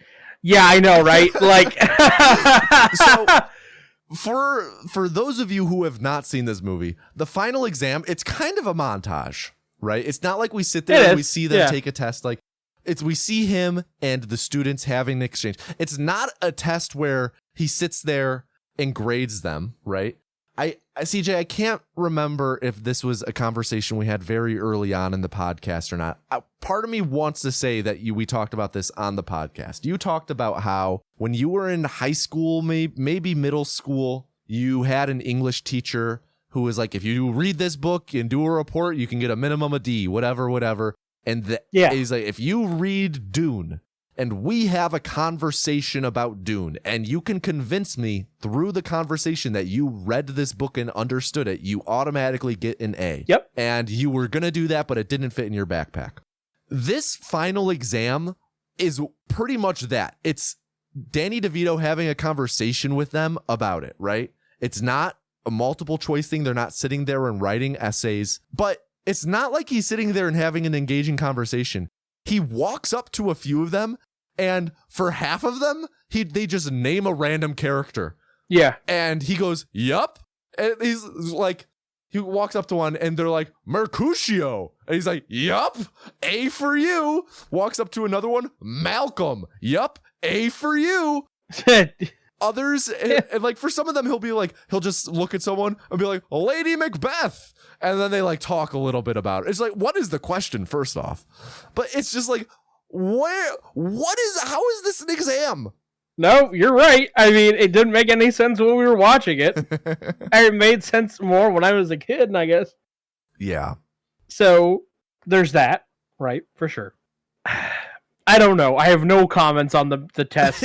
I'm sort of licking my wounds here. I think, for what it's worth, I think because of the absurdity of what we just described with the final exam, I think the final exam might be my favorite scene in this movie. If you can, I'm going to say this now. Guys, if you can go on YouTube and find the final exam scene from this movie, watch it. Well, there you go. I'm going to recommend watching that scene. Then watch the Victory Tower. The Victory Tower, that good scene. By the way, I have the show notes up, and I see one of these things on here is a shot at me. So I have contacted an expert. Oh, yeah? I have contacted a doctor of music. Okay. Our friend, Dayman. Okay. Fellow gazebo boy. Mm-hmm. And I've asked him. I said, is sheet music necessary for something like the Star Spangled Banner or the national anthem in the context of like a marching band where they have the clip in the sheet music? His response, sheet music is never necessary if you have it memorized. Follow-up question, is this your opinion as a doctor of music? He wrote, that's just a fact. If you know everything on the page, then you don't need the page. That's not a music-specific concern. And then I went one step further and said, should someone in the Marine Corps marching band have the national anthem memorized? To which he said, I want you to consider the national anthem in the context of a band like that is not 80 people playing the melody of their instruments. But if it's ceremony music that they play every day, they almost certainly do have their own part memorized. It would be rare that they would only play that one thing in the course of the show, thus maybe having the need for sheet music. But the Marine band definitely has their own parts for all of the parts of their songs memorized. They're some of the best musicians in the country, and the job is very competitive. So, boom, motherfucker. So, okay. Wait. I disagree, and not for the reasons you believe. And I actually have a lot to back this up with. So, he's a doctor. Hold on. You have to hear what I have to say first. Okay. Because I'm not disagreeing with what Dayman said. I'm disagreeing with how the because he's a doctor. I'm not disagreeing with what Dayman said. I am disagreeing with the way you broached the question to Dayman. Because, okay, you're a broach. Here we are rewinding. So, for context, because we jumped into this without context. No context. In the movie, we see what movie? We see a marching band on like graduation day or whatever. They are marching around the base, playing music, and they all have on their instruments little sheet music, like little things you flip through your sheet music. And CJ in the moment said, what do they need sheet music for? To play the national anthem? And okay, first off, you said that in the moment that they were playing the national anthem. They were not playing the national anthem. I know. And you posed the question to Dayman specifically, do they need it to play the national anthem? A structured song that always has a set beginning and end, right? And I say that because it's important for something I'm about to say. And Dayman said, if you have it memorized, you don't need the sheet music, which is, I think that in itself kind of says, like, of course. Dave Grohl really don't have the sheet music out when he's playing fucking Nirvana. The thing. I'm sure you know this. Jade, she herself is a musician. I am not. No, hang on. We're not having Jade be the officiator of any more bets until I win one. So I spoke with Jade about this. Jade, for the background for the viewer, she's a musician. I won't go too in depth. You would say she is a qualified musician to talk about this. She has a lot of experience in bands, and marching bands. And I asked her this. I said, would they really need sheet music for that? And she said, one, you have to keep in mind that they need to know like hundreds of songs. Sure, they might know a few of them off the top of their head and might not need to look at the sheet music, but they need to be prepared to play any of the songs in their repertoire, which might necessitate the need for sheet music. Second, that little book that they had didn't have 100 songs in it. No, but it could contain a good handful that they might not have memorized. Second is, and again, I would be willing to have Jade on as an expert consultant, and she could hang on. it to you. I just laid down the law. We're not having your expert on until I win an argument. I am going to have my expert on, who's the doctor of music. And you can send this to Dayman, and if he says I'm wrong, then by all means. But I'll invite him to this call right now. The second thing about it is that she said to me, like, think about it like this, right? This is the way I understood it. You aren't necessarily going to be marching for the same exact amount of times sometimes. Sometimes you need to cut things short. Sometimes you need to extend things. It would be very easy as a musician, even with a conductor, to get lost in that. A lot of these marching songs, as written by, what's his name? John Philip Sousa, the guy who wrote like all the marching songs for the military. A lot of these have a lot of repetition. The sheet music have a lot of, I forget the word that she used for describing it, like kind of like more or less brackets around them with like, repeat this 5 times, repeat this 8 times, whatever. And that all would be very, very hard to keep track of without the sheet music, knowing exactly how many times to loop a section, how many times to repeat it, where to jump to should the conductor say, hey, we're shortening this up, signaling to jump to certain parts. And to me, the sheet music sounds pretty important, CJ. And I think that it makes sense for them to have sheet music with them on their instruments. Okay, hang on. I have brought my expert in. My expert all right. is here. Welcome. Doing this live, by the way. Hang on. J-Man, please, for the audience, explain your qualifications. I've been saying you're a doctor of music. That's accurate. My name's Dayman. I'm a professional trumpet player and music theorist. Professional, you say? Yes. Awesome. Okay. Unimpeachable. His credentials are unimpeachable. So Dayman, just to recap where we're at in this conversation. Yes. So CJ messaged you the other day about just now. The whole conversation you had with Damon that you read off was just now? Yeah. Okay. CJ framed this as just the national anthem. Yes.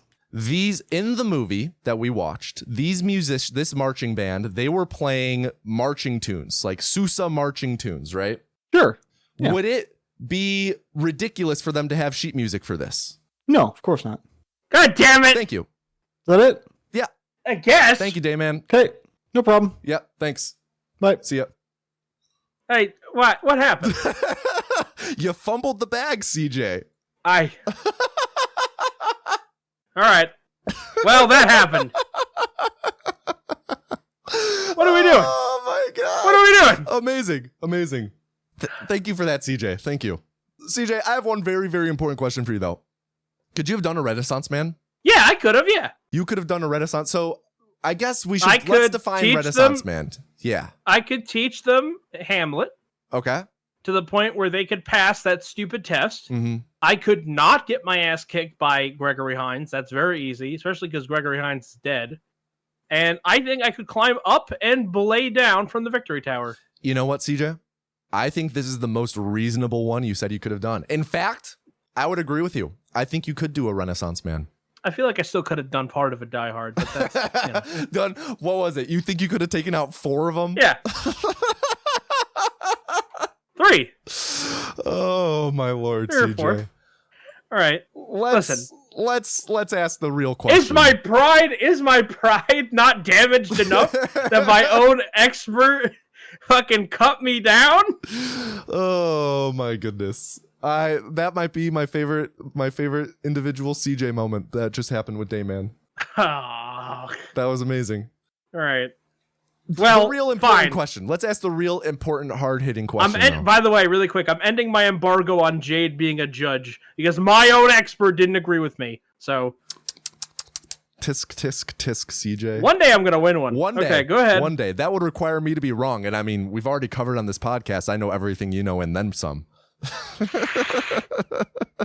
All right. Is the film okie dokie? Oh, I'm going to say no, it is not. Yeah, it's fine. It's fine. So wait. Fine. It's as good as Once Upon a Time in Hollywood?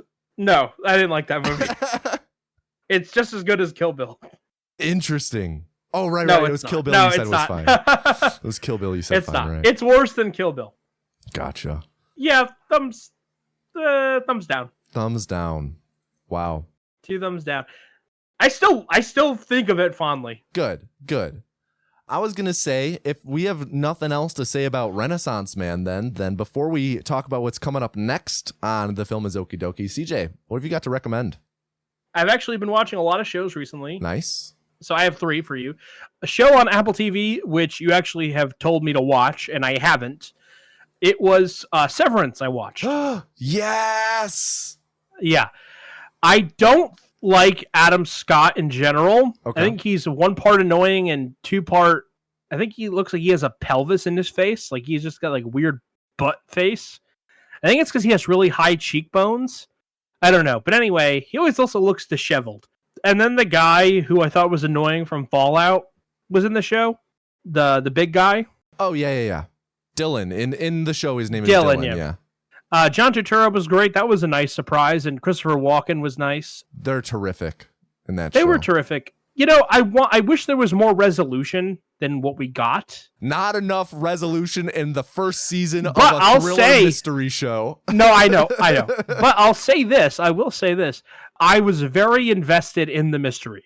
I love how... It was very compelling. Yes. It's so calculated, the slow drip of information in that show. Mm-hmm. I'm so excited for the second season of that show.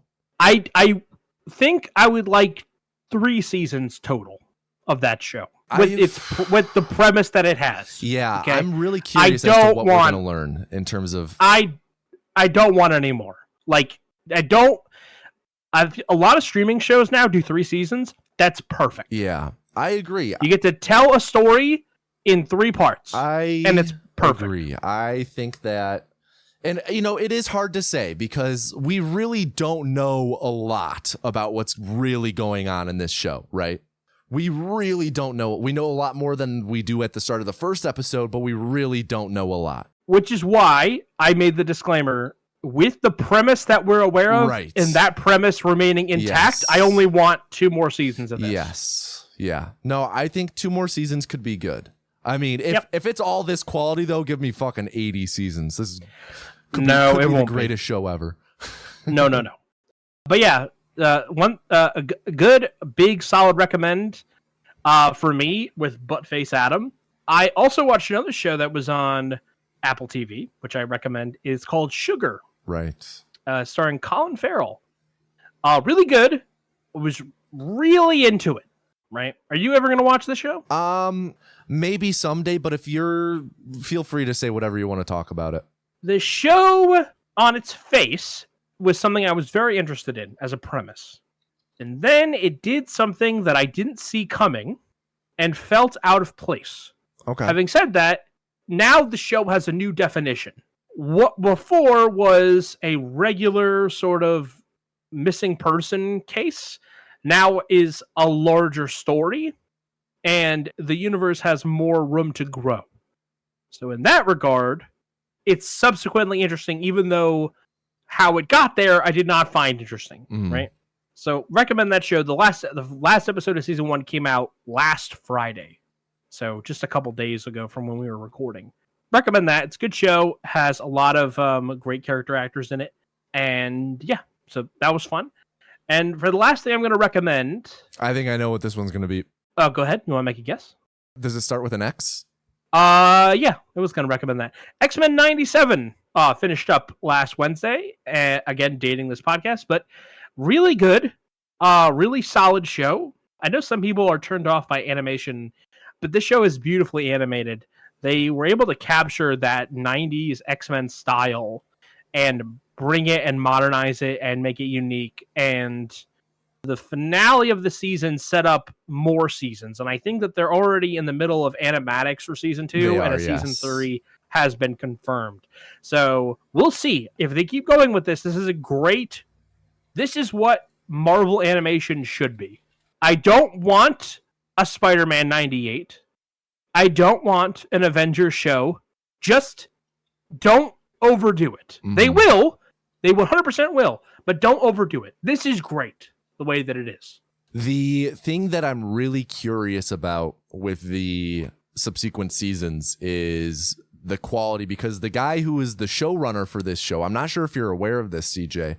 His name is Bo DeMaio, and he was fired like a couple weeks before the season started premiering.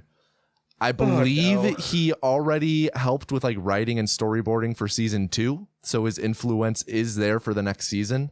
But I believe the show is greenlit for a 3rd season, and I don't think he's going to be involved with that. So to be interesting. Fired, that's probably a good sign. It's probably a good sign that he's not involved if he got fired. Well, so we don't. That's the thing about this one though. Is usually it's like but like we aren't really sure. No one, because hasn't been like I think cantankerous is the word I'm looking for. He hasn't been like sour on social media about it. He's still like tweeting and celebrating the finale and hyping up the show.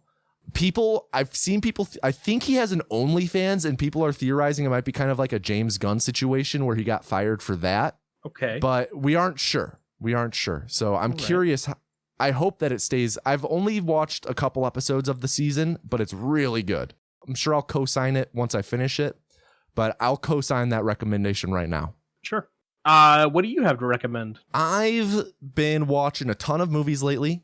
I actually just signed up for the AMC A-list so I can go see 3 movies a week. So seeing lots of movies. The first movie I went and saw with that was The Fall Guy last week. A fun movie. That's not my main recommendation. My main recommendation, in anticipation for a movie coming out, watched through this trilogy, and then went and saw the new one, the 4th installment in this, I guess 4th with an asterisk, 4th installment in this series in theaters. This is going to be something dumb. Really enjoyed it. Not dumb.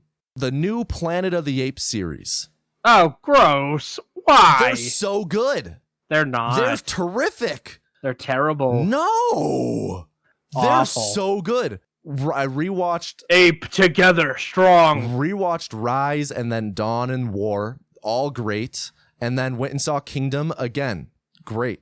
I would say Kingdom is at the least as good as the worst of those first three. I'm a big fan of that trilogy of these 4 movies now, this quadrology. Big fan. I think that they're really good. I think that they're thematically dense. I think the performances are fantastic. I think that they respect their audience. They're not like as, I don't know if flashy is the right word, but you know, a lot of modern blockbusters are very catered to an audience that has had attention spans diminished in the recent years, the recent decades. And these movies, like, they feel like, you know, it feels like kind of an offshoot of like, this is what blockbusters could be in terms of how they're structured and paced. And just, I really love these movies. I think they're really great. Kingdom of the Planet of the Apes, that's my big rec. My other rec is I just watched the Blade Runner movies for the first time. They're great. I mean, they're super popular in the cultural zeitgeist, so I don't think I need to say much about those. Good movies. If you haven't seen them, go check them out. Isn't that King Kong versus Godzilla movie in theaters? Godzilla X Kong: The New Empire. Uh-huh. That did come out recently. I think it's just coming to streaming. I have not seen that one yet, but I do go see all those MonsterVerse movies. Yeah, you really liked the King Kong movie that came out, or the Godzilla movie that came out, like Godzilla -1. Yeah, that movie fucking rips. That movie's so goddamn good. Okay. So good. I have an idea. You ready? Yeah.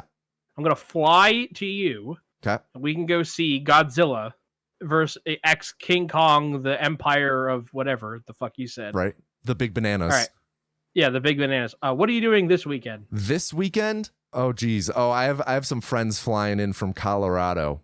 Yeah, me. Oh, Colorado. Oh, wait. Do you have a layover in Denver? Well, no, I hope not. That would suck. Yeah. All right. Well, there you go. Our King Kong and Godzilla plans are over before they started. Damn. But all right, actually, we're running really long. Yeah. Wait. Excuse me. I have one more rec.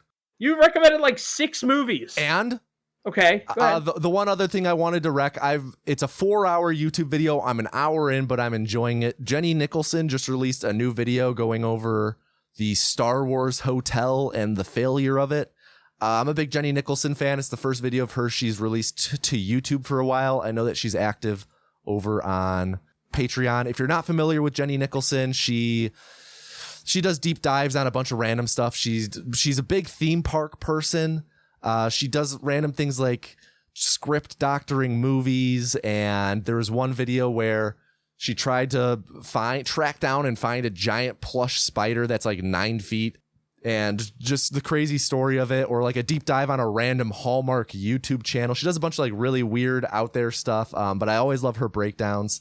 So I'm only an hour into this 4-hour video, but I'm enjoying it, so I'm going to recommend that. It's called The Spectacular Failure of the Star Wars Hotel. Jenny Nicholson, spelled how it sounds. So to recap the recommendations, CJ recommended Severance, Sugar, and X-Men 97, all TV shows. I recommended Kingdom of the Planet of the Apes and the preceding movies, all the ones released since Rise with 2011. The Blade Runner movies, Blade Runner and Blade Runner 2049, and the Jenny Nicholson Spectacular Failure of the Star Wars Hotel video. All right. So, are you ready to hear what we are watching next time, CJ? Yes. I'm very excited for this one. I was torn between, I only made the decision just a few minutes ago. Yes. Because I was torn between 2. I was telling you about that before we started, but I did not tell you what movies. So, I'm not sure if you knew this, CJ, but Renaissance Man, it was actually part 1 of a duology. Okay. All right. A duology on. It's a part 1 of our duology on students having weapons at school. Oh, fuck. Next time, CJ, we are watching the 1988 movie Heathers. Heathers? Heathers. All right. Do you know anything about this movie? Maybe. It stars Winona Ryder and Christian Slater. No. Okay. Keep it that way. Keep it that way till we record next. Okay. All right. All right. Kids with guns. All right. Okay, go ahead. Do the outro. Oh, I get to do the outro? Yeah. All right. Well, thank you everybody for listening. I'm so fucking mad about Dayman. I'm so mad. That was the best. That was just the best. Thank you for listening. We hope you enjoyed. As always, like, comment, 5-star review. If you're not, you're a hater. Credit to CJ. Credit to Bomani Jones. Anything I'm forgetting, CJ? No. No. You got it covered. You did a good job. I've been CJ. I've been Tommy. Thank you, everybody. Goodbye. Get lost.